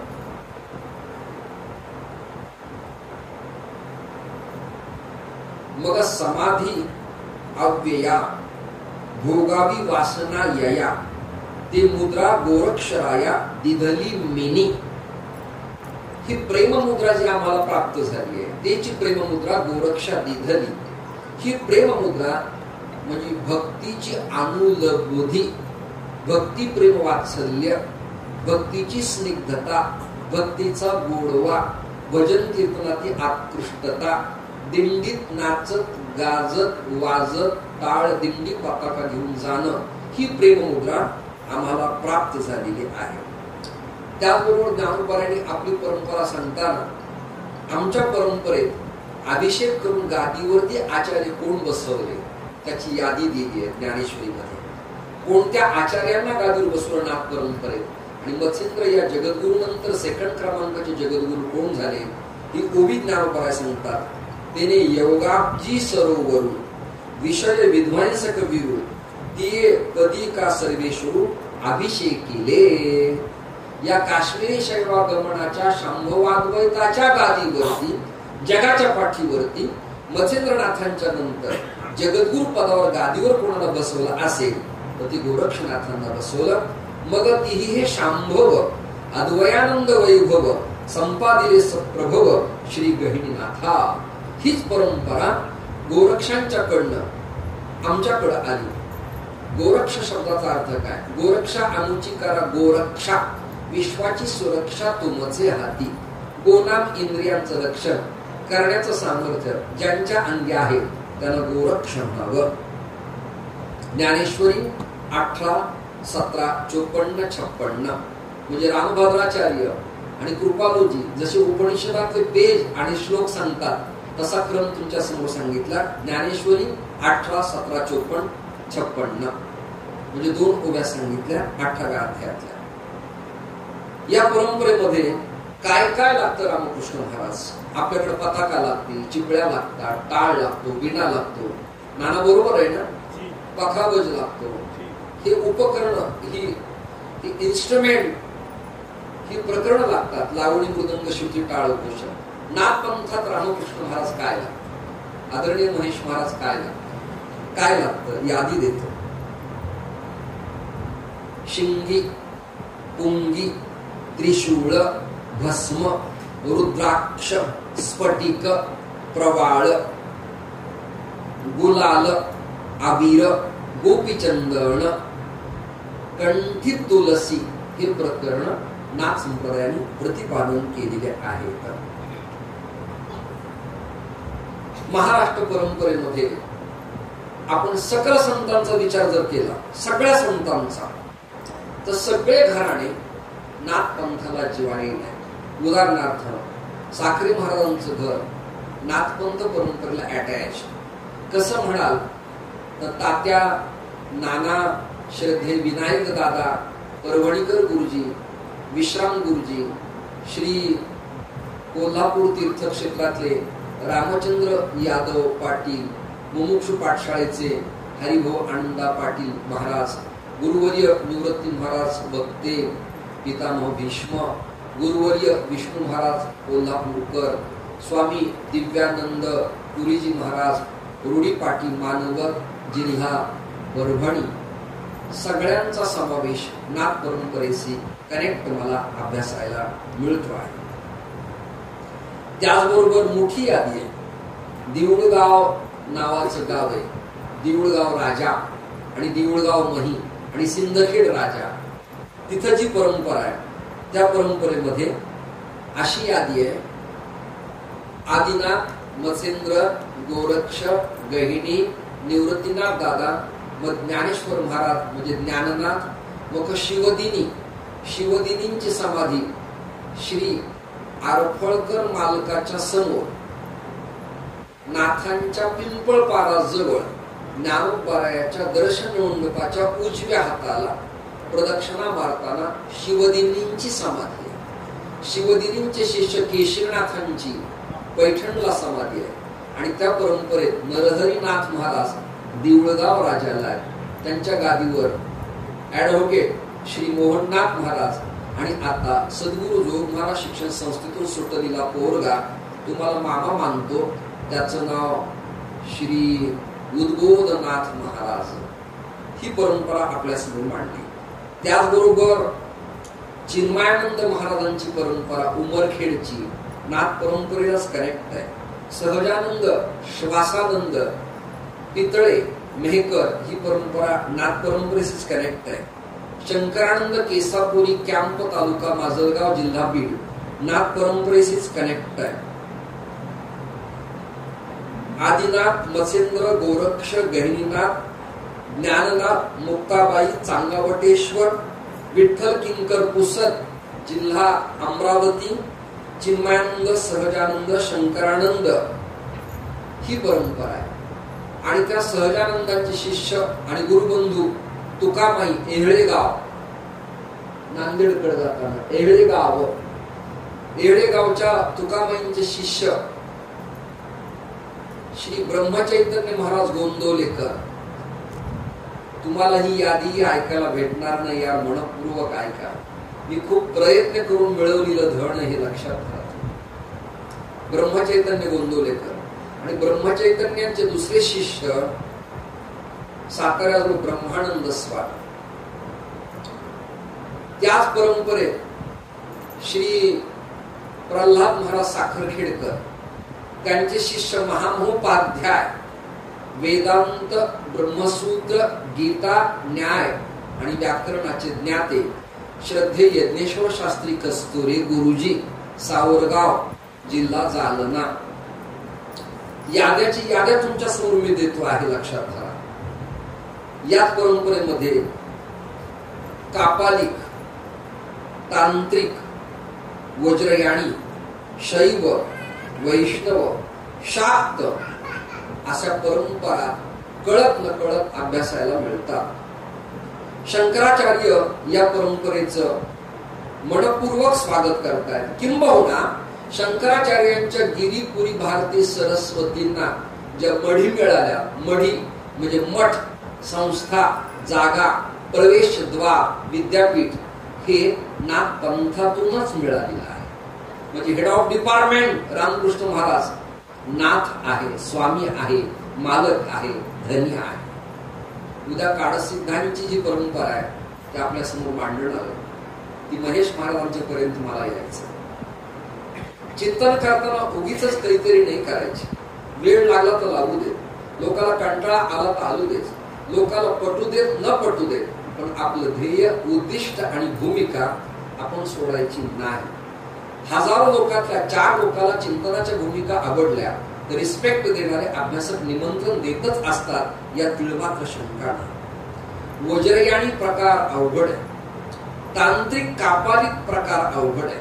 तो तिबेट, चायना आणि जपान आणि बद्रीनारायण हिमालय ओलांडल्यानंतर हे तांत्रिक कापालिक वज्रयाणी नाथपंथातले पाहायला मिळतात. असं आता गोरक्षनाथांच्या बद्दल काही जगद्गुरु असा पुरावा सापडतो काय? तुम्ही म्हणाला, ज्ञानोबाराय म्हणाले की आता गादीवरती अभिषेक गोरक्षांना केलेला आहे, त्याला पुरावा संस्कृत काही आहे का? आहे ना पुरावा. भस्म गोमय संभूतो, भस्म गोमय संभूतो. नीट ऐका बर का. म्हणजे काय? आता पुन्हा चिंतन आलं, मला थांबावं लागेल. म्हणजे काय? गाय जेव्हा कपिला किंवा गीर किंवा गावरान देशी गाय शेपटी वर करून शेण खाली टाकते, तेव्हा त्या शेणाला जमिनीचा स्पर्श न होता ते शेण वरची वरच धरावं. नीट ऐकताय ना?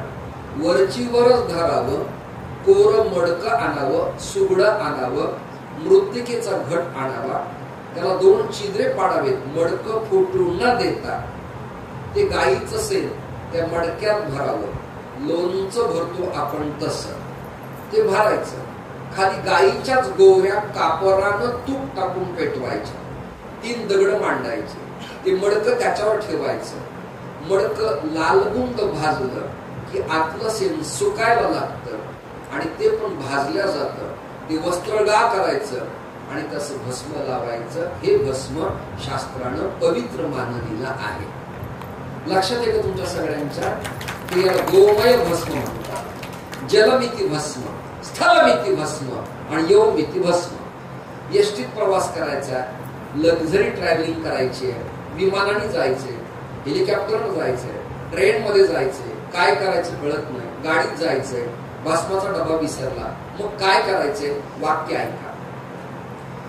मग वायुरूपी भस्म, आकाशात वाहणारी हवा आहे ती आपल्या हातात आली असं गृहीत धरायचंय, असं करायचंय, ओम नमः शिवाय म्हणायचंय आणि आपल्या कपाळाला लावायचंय. हे नाही जमलं तर ज्या मठात, ज्या मंदिरात उतरलो ती भिंत किंवा ती जागा मातीने सारवलेली असेल, पांढऱ्या किंवा काळ्या, तर त्यात पळीभर पाणी टाकायचं, ओम नमः शिवाय म्हणायचं, ते भस्म घ्यायचं आणि आपल्या कपाळाला लावायचं. याला स्थलमिती भस्म म्हणतात. हे नाही जमलं, आळंदीला आलो इंद्रायणी, देहूला आलो इंद्रायणीला, चंद्रभागेला पंढरपूरला आलो, पैठणला गोदेच्या तीरावरती आलो, भस्माचा डबा बरोबर नाही, डबी बरोबर नाही, बॅग बरोबर नाही, देवपूजेचं विसरलं, मग काय करायचं? तिथलंच पाणी घ्यायचं, याला जलमिती भस्म म्हणायचं. नारायणा, पाणी म्हणजे नारायण आहे ना, त्याला आपो नारायण म्हणतात. त्या नारायणाला प्रार्थना करायची, ज्याला भस्म व्हा, आणि ती भस्म आपण लावायचं. भस्माचं फार मोठं महत्व आहे. तुम्ही माझा सत्संग ऐकत बसला तर काहींना वाटेल चांगले, काही म्हणतील हा वेडा महेश महाराजांनी आणलाच कशाला इथे भस्म. भस्माचं फार मोठं महत्व आहे सज्जन हो. आपल्याकडं संध्या झाल्यावर, ऐका बरं का नाना, तुमच्यासाठी सांगतो, संध्या झाल्यावर वारकऱ्यांची जी संध्या आहे ती गीतेच्या आधी न्यास सांगितले. नैनं चंदन्ति शस्त्राणि नैनं दहति पावकः न चेनं क्लेदयन्त्या पूर्ण शोषयति मारुतः. हे न्यास सांगितले. हृदयाय नमः, शिरसे स्वाहा, अस्त्राय फट इति दिग्बंधः. हे करून गीता वाचायची आणि ओम नमो भगवते इति मंत्रेण पुरश्चरण करायचे बर का. हा मंत्र म्हणायचा आणि मग पठण करायचं, मग गीतेचं फळ. आपण न्यास करत नाही, अंगन्यास करत नाही, दिग्बंध करत नाही. आपला भोळा भाव आहे, चाललंय म्हणूनच काही लोकांना जगता येत आहे. पण सुवर्ण कस लावला तर अवघड होईल, ही गोष्ट लक्षात घ्या. श्रोते हो, हे करताना भस्म लावायचं, नारायणाचं स्मरण करायचं. आधी भस्म आहे. वैदिक सनातन धर्म पंथ परंपरेत कोणत्या संप्रदायातले हा भाग बाजूला काढा. आपण वैदिक आहे, हिंदू आहे, तर सुरुवातीला आपण भस्म धारण करायचं आणि मग ऊर्ध्वपुंड लावायचं. ऊर्ध्वपुंड लावताना सुद्धा फक्त पांढरं नाही लावायचं, नीट ऐका. म्हणून आपल्याकडं बुक्का आणि अष्टगंधाची योजना आहे. नुसतं पांढऱ्या गंधाच्या 2 काड्या लावल्या तर श्राद्धाचं गंध लावल्याचं पाप माणसाला लागतं. खूप गुंतागुंती. क्षमा मागतो. चंद्रशेखर महाराज, राऊत महाराज, वक्ते बाबा या लोकांच्या नंतर मीच असा प्राणी आता की जुनं लोकांच्या समोर सोपं करून मांडावं लागणार आहे. काळाची आवश्यकता आहे, गरज नाही. केवळ पांढरा ऊर्ध्वपुंड नाही लावायचा. कमीत कमी सहानेवरती खडा उघडताना हळद टाकायची किंवा अष्टगंध टाकायचं आणि ते चंदन लावायचं. खूप चिंतन आहे. पाणी देवाला अर्पण करताना असं करायचं आणि तर्पण करताना अंगठ्याने पितरांना असं करायचं. जाणवं सभ्य आणि अपसभ्य कसं करायचं याचं स्वतंत्र शास्त्र. वेळ मला कमी. प्रत्येकाने भस्म धारण केलं पाहिजे. स्त्री पुरुष अबाल वृद्ध प्रत्येकाने. एका महिलेने मला प्रश्न विचारला होता, स्त्रियांनी रुद्राक्ष धारण करावा ना? होय, करावा. पुरावा देईल तुम्हाला, श्लोक देईल, पान नंबर देईल, शिवपुराणाचा ग्रंथ काढून टाका. धारण करायचा आहे. फक्त तो कोणता, किती मुखी, कोणी धारण करावा याला स्वतंत्र शास्त्र. रुद्राक्ष धारण करू शकता.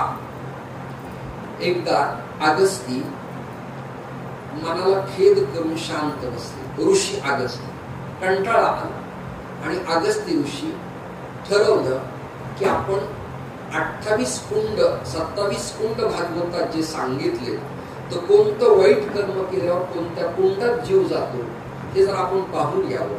म्हणून चित्रगुप्ताला अगस्तीने फोन केला. ऐकताय ना? आहेत का चित्रगुप्त टेबल वरती? हो. कार्यवाही चालू आहे का? हो. मी अगस्ती बोलतोय मृत्यूलोकात. बोला ऋषीवर्य, मला जरा तुमच्याकडे यायचे. येऊ शकता. परवाना कशाला? तुमच्यासाठी मुक्त द्वार आहे, मुक्त विद्यापीठ आहे. आणि काय करणार आहात येऊन? काही नाही. कुंडात पडलेले जीव दुःख कसं भोगतात नरकात हे मला पाहायचंय. नीट ऐकावं का?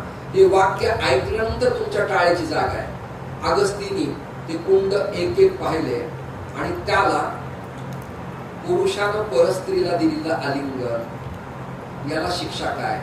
तो लोखंडाचा स्तंभ लालबुंद करतात आणि त्याला आलिंगन द्यायला लावतात. विषयाचे सुख येथ वाटे गोड, पुढे आहे अवघड यमदंड. हे संत प्रमाण. येथे वाटे गोड. शंकराचार्य विवेक चूडामणी असं म्हणाले, शब्दादिभि पंचविरेव पंचपंचत्व मापुस्वगुणेन बद्धाः कुरंग मातंग पतंग मीन भृंग नरपंचविरंचित किम. 5 जण पंचविषयात कशा अडकले असा खुलासा आचार्यांनी केलेला आहे. भृंग नरपंचविरंचित किम. 5 जणांचं वाटोळ पंचविषयात चाललं. विषय सुखात न अडकता विषय सुखाला बाजूला सारून परमार्थ सुखाचा आनंद घेण्यासाठी पाटणोली तीर्थक्षेत्रात पनवेल जवळ बसलेल्या महेश महाराजांच्या आश्रमातून आपलं जीवन कृतकृत्य करावं अशी भावना व्यक्त करतो. कृतकृत्य करावं, समाधान मानावं. प्रपंच, व्यवहार, नोकरी, उत्पन्न सातत्याने चाललेलं आहे, पण हाही क्षण अलौकिक आहे, हा पुन्हा पुन्हा प्राप्त होत नसतो. अगस्ती वरती गेले, चित्रगुप्तांना सांगितलं मला सगळे कुंड दाखवा. यमधर्मराज दंड हातात घेऊन उभे होते. यमो निहंता पितृधर्मराज वैवस्वतो दंडधराच्च काल. हातात यमपाश होता, रेड्यावरती बसलेले होते. रेडा रागवलेला होता, लालबुंद डोळे झाले होते, सिंग तो उगारत होता, अंगावर धावत होता.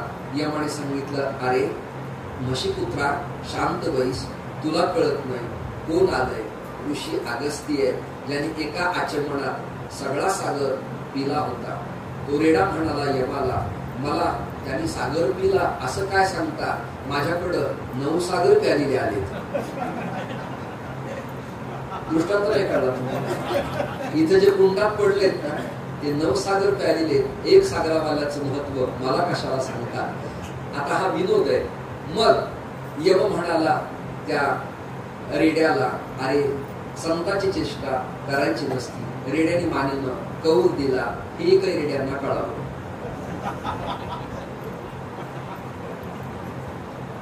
कौल दिला आणि एक एक कुंड पाहत पाहत पाहत अगस्ती ऐका ना रडायला लागली. अरे अरे जीवांना जन्माला आल्यावर कळतच नाही देवी दिला देह भजना गोमटा. त्यांनी त्यांचं सार्थक न करता नाशवान देहाला अविनाशी करण्याचा प्रयासच केला नाही. बिचारे आता नरकुंडात दुःख भोगत आहेत. ऐकायला माझ्याकडे पहा. ते अरे रे करताना असं कपाळ हलते की नाही, आपल्या कपाळाचं कुंकू अष्टगंध बुक्का पडतो, जरा नीट बघा, ऑब्झर्व करा. असं असं करतात. अरे अरे त्या कपाळांच्या 3 रेषा आहेत ना, ब्रह्मा विष्णू आणि महेशाच्या, म्हणून त्रिकुंड आहे. ते असं असं करताना ती कुंकू भस्म बुक्का पडतो. पहा जरा तुम्ही, असं आरशावर पहा, तवर पहा. तसं अगस्तीने पाहिलं. अरे अरे मान हल्ली, कपाळ हल्लं आणि कपाळाला लावलेलं गायीच्या शेणाचं भस्म त्या कुंडात पडलं. ऐका, तर 4 कुंडातले दुःख भोगणारे जिवंत झाले ना अगस्तीला शरण आले. भस्माचा महिमा नाही कळत तुम्हाला. वैज्ञानिक चिंतन सांगतो. भस्म म्हणजे काय? बुक्का म्हणजे आपलं भस्मच आहे, नीट ऐका. गोपीचंदन म्हणजे आपलं मृत्तिका भस्मच आहे, नीट ऐका. आणि भस्म म्हणजे काय? तर भस्म म्हणजे अँटीसेप्टिक. आपण जशी पाऊंड्स पावडर लावतो किंवा अजून कोणत्या लावत असता तुम्ही, जरा चेहरा फ्रेश होण्यासाठी, स्निग्ध झालाय, ओला झालाय, चोपडा झालाय, जरा हात मारला फ्रेश वाटतं. मला तर जागाच नाही लागायला, एवढंच शिल्लक आहे. मला वरदास म्हणाला, महाराज थोडं लावता का? म्हणलं नको, मला माझा ओरिजिनल जो स्वभाव आणि चेहरा आहे तोच लोकांच्या समोर जाऊ दे. ही पावडर एका घामानं एकत्र आली, याद गेली तर काढायला 2 दिवस लागतात. त्याला मी सांगितलं मशागत केल्यावर शेती पिकते, म्हटलं सोडलं. ऐका ना तुम्ही, ऐका ना श्रोते हो. भस्माचा महिमा हा पवित्र आणि देखणा. भस्म अँटीसेप्टिक आहे. भस्म लाकूड गौरी जळल्यामुळे त्या जंतूंचा इफेक्ट नसतो. शास्त्रकारांनी असं लिहिलं, जखमेवरती भस्म टाकलं तर जखम दुरुस्त होते. हळद लावून पाहतो, हळदीनं विकार शांत होतो. माल सहन करता येतो, म्हणूनच लग्नात हळद आधी लावतात. हे सगळे भस्म प्रकार आहेत ना, म्हणून त्याचं वर्णन केलं. आता श्लोक ऐका.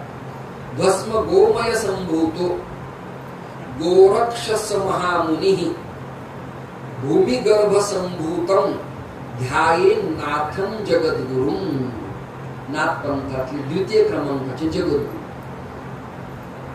काय सांगावं या आखाड्यातल्या लोकांना, आपल्या संप्रदायातल्या मंडळींना सांगा.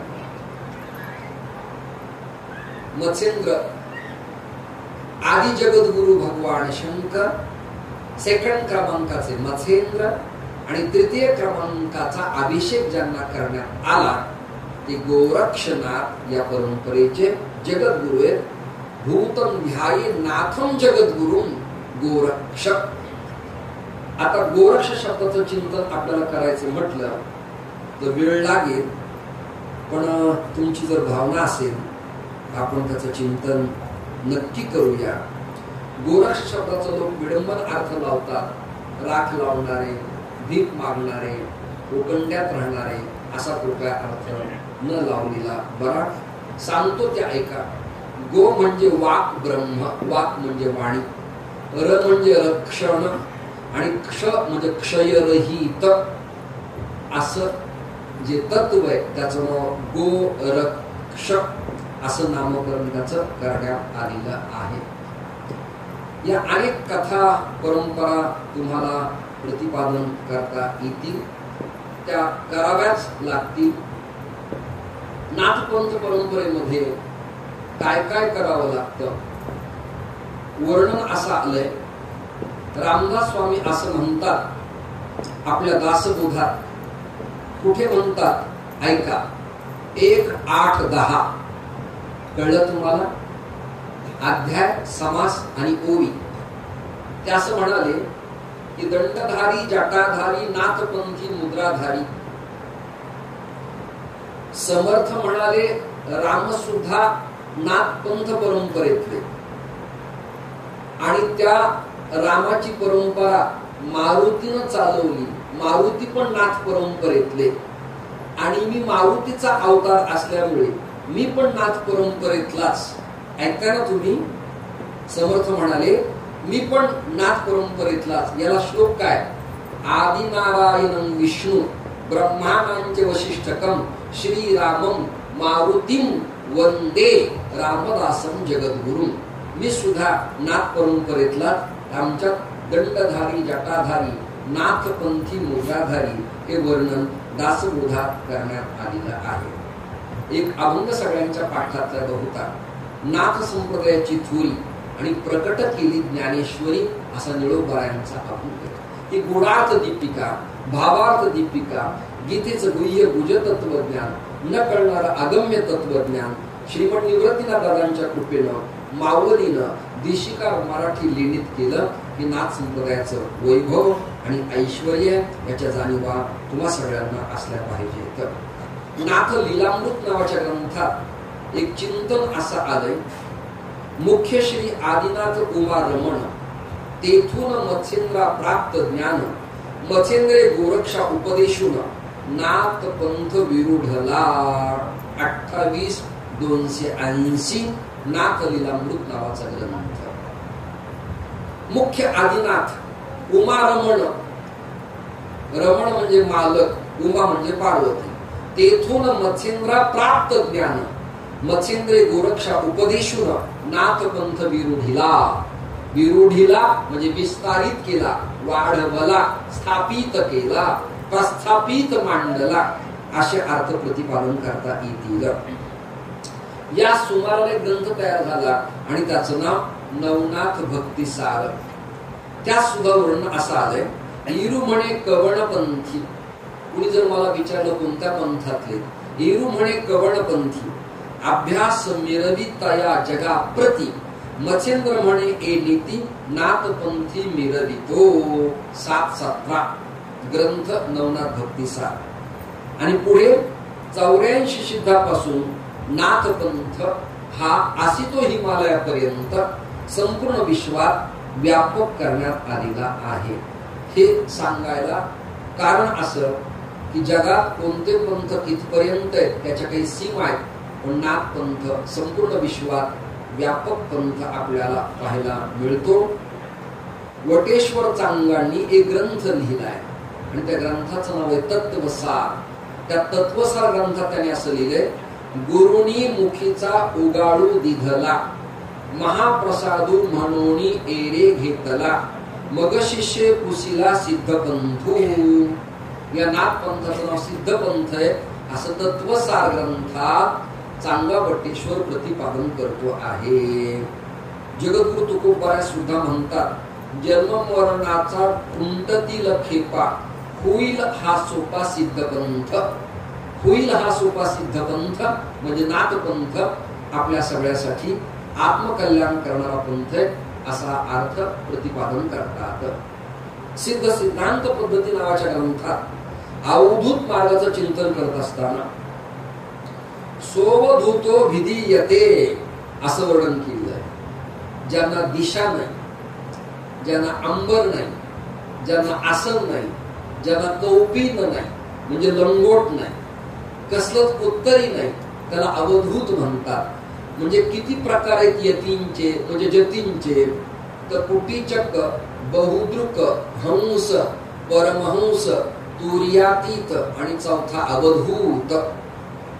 याला वस्त्र नाही, कपडे नाही, लत्ते नाही, जाती नाही, वर्ण नाही, प्रांत नाही, सोहळ नाही, ओळ नाही, स्नान नाही, पूजा नाही, देव नाही, धर्म नाही, गंध नाही, माळ नाही, भस्म नाही, तुळशी नाही, रुद्राक्ष नाही, स्फटिक नाही, असं निर्वाह्य समदर्शी जीवन त्याला अवधूत म्हणतात.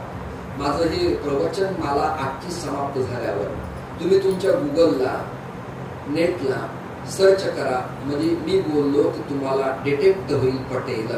जबलपूर मध्य प्रदेशात असा एक साधू आहे की त्याचं नाव आहे श्री अवधूत बाबा. आता सांप्रत या काळात प्रॅक्टिकली साई आणि प्रॅक्टिकली गजानन महाराज आणि स्वामी समर्थांच्या सारखं सध्या आपताय. 6 महिने नर्मदेचं पाणी पिऊन ते पळत राहतात, झाडाच्या फांदीवरती विश्राम करतात, अंगाला भस्म लावतात, कधी कोट घालतात, कधी पायात पायमोजे घालतात, कधी हँड ग्लोव्ह घालतात, कधी गंध लावतात, तर कधी झाडाला आलिंगन देऊन ओरडत राहतात. कधी जाऊन अचानकच एखाद्या स्त्रीच्या स्वयंपाकघरात तिच्या ताटातलं अन्न खातात, तर कधी ते ताट फेकूनही देतात. कधी एखाद्या लेकराला गडी घेऊन त्याची पप्पी घेतात, तर कधी पाया पडणाऱ्याच्या कानामागे पण लावतात. असाच एक अवधूत योगी पुण्यात स्वारगेटला आहे. असं नेटला नाव आहे त्यांचं. नाव माझ्या मस्तराम बाबा नाव आहे त्यांचं, मस्तराम बाबा. ईश्वरच कृपा करतो, अचानक नाव मला देवाणी पाठवलं, मस्तराम बाबा. एका पायात चांदीचा तोडा आहे मोठा. एखादी बिस्लरी घेतात, पाणी पितात, तिलस्नान करतात, रेल्वेच्या डब्याच्या शेजारी पडून राहतात. कुणी आणला डबा तर खातात, नाही तर फेकूनच देतात. कुणी दिला चहा तर पितात, नाही तर टाकून देतात. तर त्याने जर एखाद्याच्या पाठीवरती अशी मोठ्याने थाप हात मारला तर असं अवधूत परंपरेत लोक मानतात की त्याच्या जीवाचं कल्याण होतं. कल्याण याला अवधूत दीक्षा म्हणतात. रामकृष्ण महाराज परवा आमच्या हाताने एक अवधूत दीक्षा झाली. तुमच्या प्रांतातले एक महात्मा आहेत, पूर्वाश्रमी ते डॉक्टर होते. स्वामी समर्थाची उपासना केली, त्यानंतर दंडी संन्यास घेतला. तो दंडही त्यागला आणि शांताराम भानुसे नावाच्या ब्राह्मणाच्या मंत्रघोषात मी पुरुषोत्तम आश्रम स्वामी देवास मध्य प्रदेश, निर्मलानंद तीर्थ गुजरात आणि सच्चिदानंद सरस्वती बेंगलोर एवढे आम्ही 4 दंडी संन्यासी होतो. आमच्याच हातानं संस्कार मंत्रघोषात झाले. त्यांनी वस्त्र त्यागले, दंड त्यागला, खडावा त्यागल्या, कमंडलू त्यागल्या. आता ते सध्या हिमाचल प्रदेशात झाडांच्या आणि गुफेमध्ये तपश्चर्या आणि साधना करून दत्ता, अवधूता, मथेंद्रा, कृष्णा, रामा असं ओरडतात. आणि त्यांना त्यातनं त्या लता बिलींच्या मधनं भगवत दर्शन होतं. असे अवधूत नाहीत असं कृपया तुम्ही मानू नका. या पृथ्वीवरती जोपर्यंत आचारवान ब्राह्मण, सौभाग्यवती स्त्री, सत्शील वैष्णव, उत्तम राजा आणि गोमातेची सेवा आहे, तोपर्यंत भारताच्या संस्कृतीचा बालही बाका होणार नाही. आजही धर्म मानणारे लोक आहेत, आचरण पाळणारे लोकच आहेत.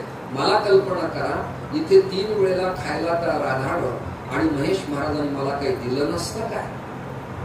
पंचपक्वान्नाचा भेद दिला असता, पण नाही.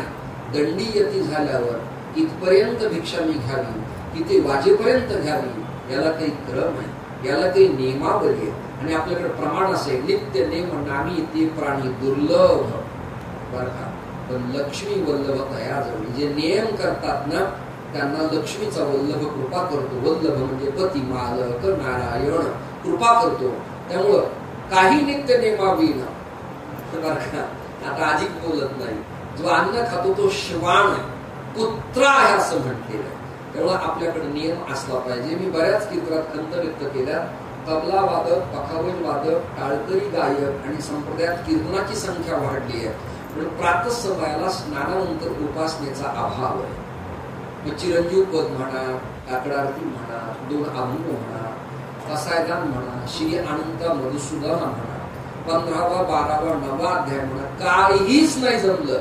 मिनिमम 108 रामकृष्ण हरी तरी म्हणून गोपीचंदन लावा, कमीत कमी एवढं तरी करा ना. निदान या उपासनेच्या बळावरती माणसं मोठी होत असतात. एकदा मोहन भागवतांनी नागपुरात मला एक प्रश्न विचारला होता. मी तिथे होतो. ती क्लिप पण तुम्हाला मी देतो, यांना ती क्लिप शेअर कर. एकाला पुरस्कार द्यायचा होता, धर्मभास्कर. त्याला प्रमुख मी होतो आणि अतिथी होते श्रद्धेय मोहनजी भागवत.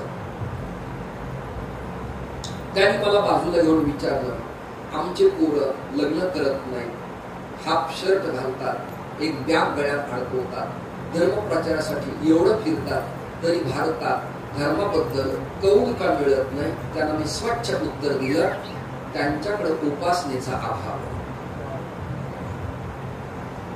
उपासना 2 सेकंद करा, काहीच नाही जमलं तर शांत बसून भगवत चिंतन करा. एवढं केलं तरी परमात्मा ऊर्जा, संप्रेक्षण, व्होल्टेज आपल्याला देतो आणि आपला दिवा प्रज्वलित होऊन अंधकाराचा नाश होऊन लख प्रकाश पडतो. यासाठी उपासनेची आवश्यकता आहे. ही गोष्ट लक्षात घेण्यासाठी आहे. अवधूत शब्दावर नवीन चिंतन आपल्या समोर मांडलेलं आहे. आता कोण कोण अवधूत होऊन गेले तर विवेक सिंधू ग्रंथात मुकुंद राजानं शिवादी गुरुपर्यंत कोण कोण सिद्ध अवधूत झाले त्याची यादी दिली आहे. ग्रंथ आहे विवेक सिंधू, अवधूत प्रकरण 1932. रामकृष्ण महाराज यादी दिली आहे. दत्त, दुर्वासादी, वशिष्ठ, हनुमंत, कपिल, मत्स्येंद्रादी, गोरक्ष, अवधूत, ही यादी दिलेली आहे. म्हणजे दत्त अवधूत आहे, दुर्वास अवधूत आहे, वशिष्ठ अवधूत आहे, हनुमंतराय अवधूत आहे, कपिल मुनी अवधूत आहे, मत्स्येंद्रनाथ अवधूत आहे, गोरक्षनाथ अवधूत आहे. श्रोते हो, आपल्याला प्रकरण खूप देता येतील, परंतु वेळेचा प्रतिबंध मला पाळावा लागेल. शांतीब्रह्म एकनाथ महाराजांनी भागवतावर ते टीका लिहिताना 11 स्कंद टीकेवरती 23व्या अध्यायात 574 ते 929 पर्यंत ओव्या खर्च केल्या. त्या आशयात अवधूत प्रकरण मांडले नाथपंथातलं. एरवी विख्यातू ब्राह्मण स्वभावता समस्तू प्रपंच निजबोधे असे धुतू या लागी बोलीजे अवधूतू. नाथराय म्हणतात, असलीला प्रपंच त्यावरून जो ब्राह्मण घराच्या बाहेर पडतो किंवा वैष्णव बाहेर पडतो त्याला अवधूत म्हणावं, अशी सोपी व्याख्या केली आहे. तत्वसंग्रह ग्रंथामध्ये सन 765 ते 69 कालावधीत सहरपाद नाथांचे प्रवर्तक मानावेत असा एक मतप्रवाह मांडलेला आहे. आणि सहजायानी सिद्धांची गुरु परंपरा अशी आली, सहरपा, शबरपा, लुईपा, विरूपा, दारिकपा, घंटपा, मत्स्येंद्रनाथ, गोरक्षनाथ, हरिनाथ, निवृत्तीनाथ आणि श्री ज्ञाननाथ अशा भिन्न भिन्न क्रमाच्या परंपरा आपल्याकडे आलेल्या आहेत.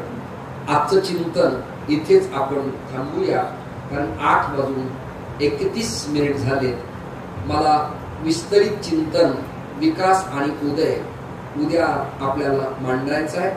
आणि काळसिद्धांचा ग्रंथ मला श्री महाराज देणार आहेत, त्याचा एक नकाशा आपल्यासमोर बिनचूक मांडायचा आहे. आज एकच प्रकरण आपल्यासमोर मांडलं.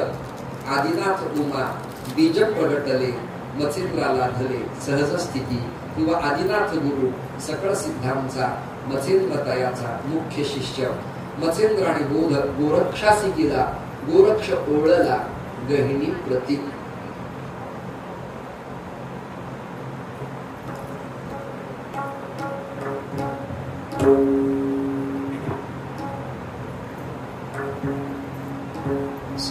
सीताराम सीताराम सीताराम सीताराम सीताराम सीताराम सीताराम सीताराम सीताराम सगळे म्हणा हात वर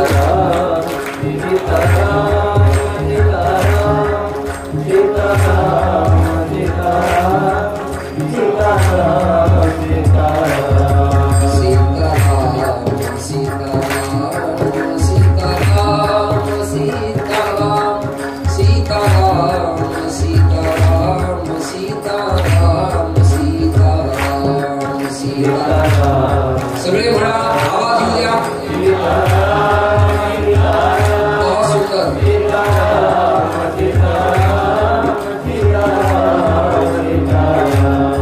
राधे श्याम श्याम श्याम राधे श्याम श्याम श्याम राधे श्याम श्याम श्याम राधे श्याम श्याम श्याम राधे श्याम श्याम श्याम राधे श्याम श्याम श्याम राधे श्याम श्याम श्याम एक साथ सीताराम सीताराम सीताराम सीताराम सीताराम सीताराम सीताराम सीताराम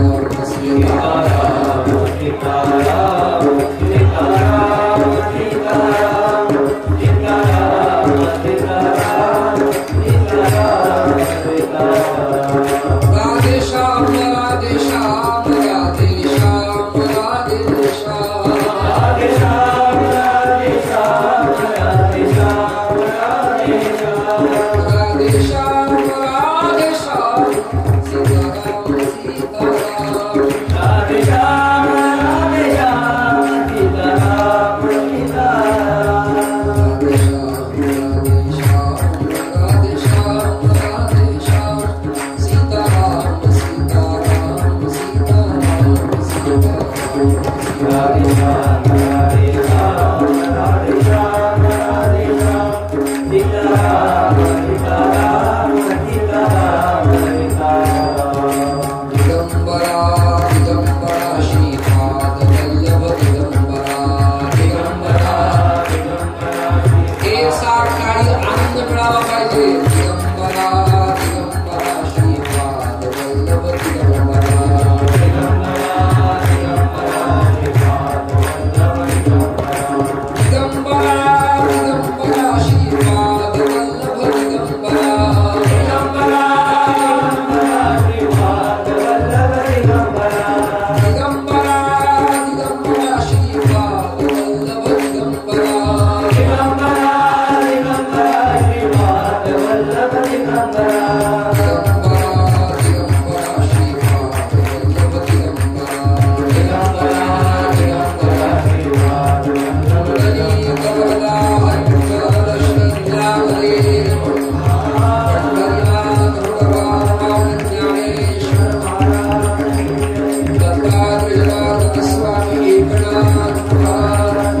जगत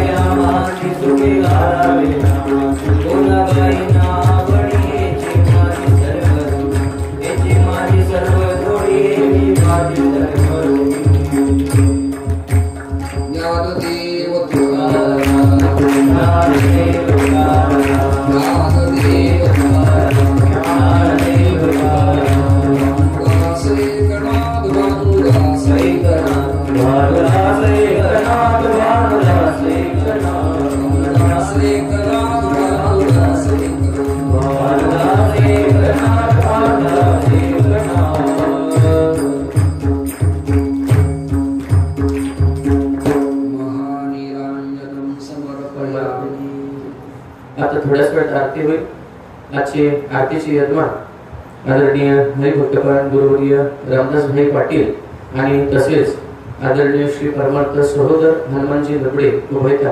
अजून जेवढी मंडळी आपण जोड्याने आले आपण यांच्या पाठोपाठ उभं राहायचे म्हणजे लगेच आपल्याला आरती घेता येईल एका पाठोपाठ प्रत्येकाने।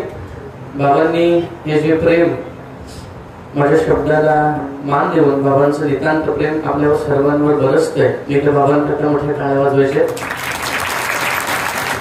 उद्याची सूचना देतो आणि लगेच आरतीला प्रारंभ करतो। उद्या 4 तारीख सकाळी गाथा भजन होईल। आदरणीय आमचे नाना महाराज मोरे यांच्या मुखारविंदातून आपल्याला गाथा भजन श्रवण करायला मिळेल।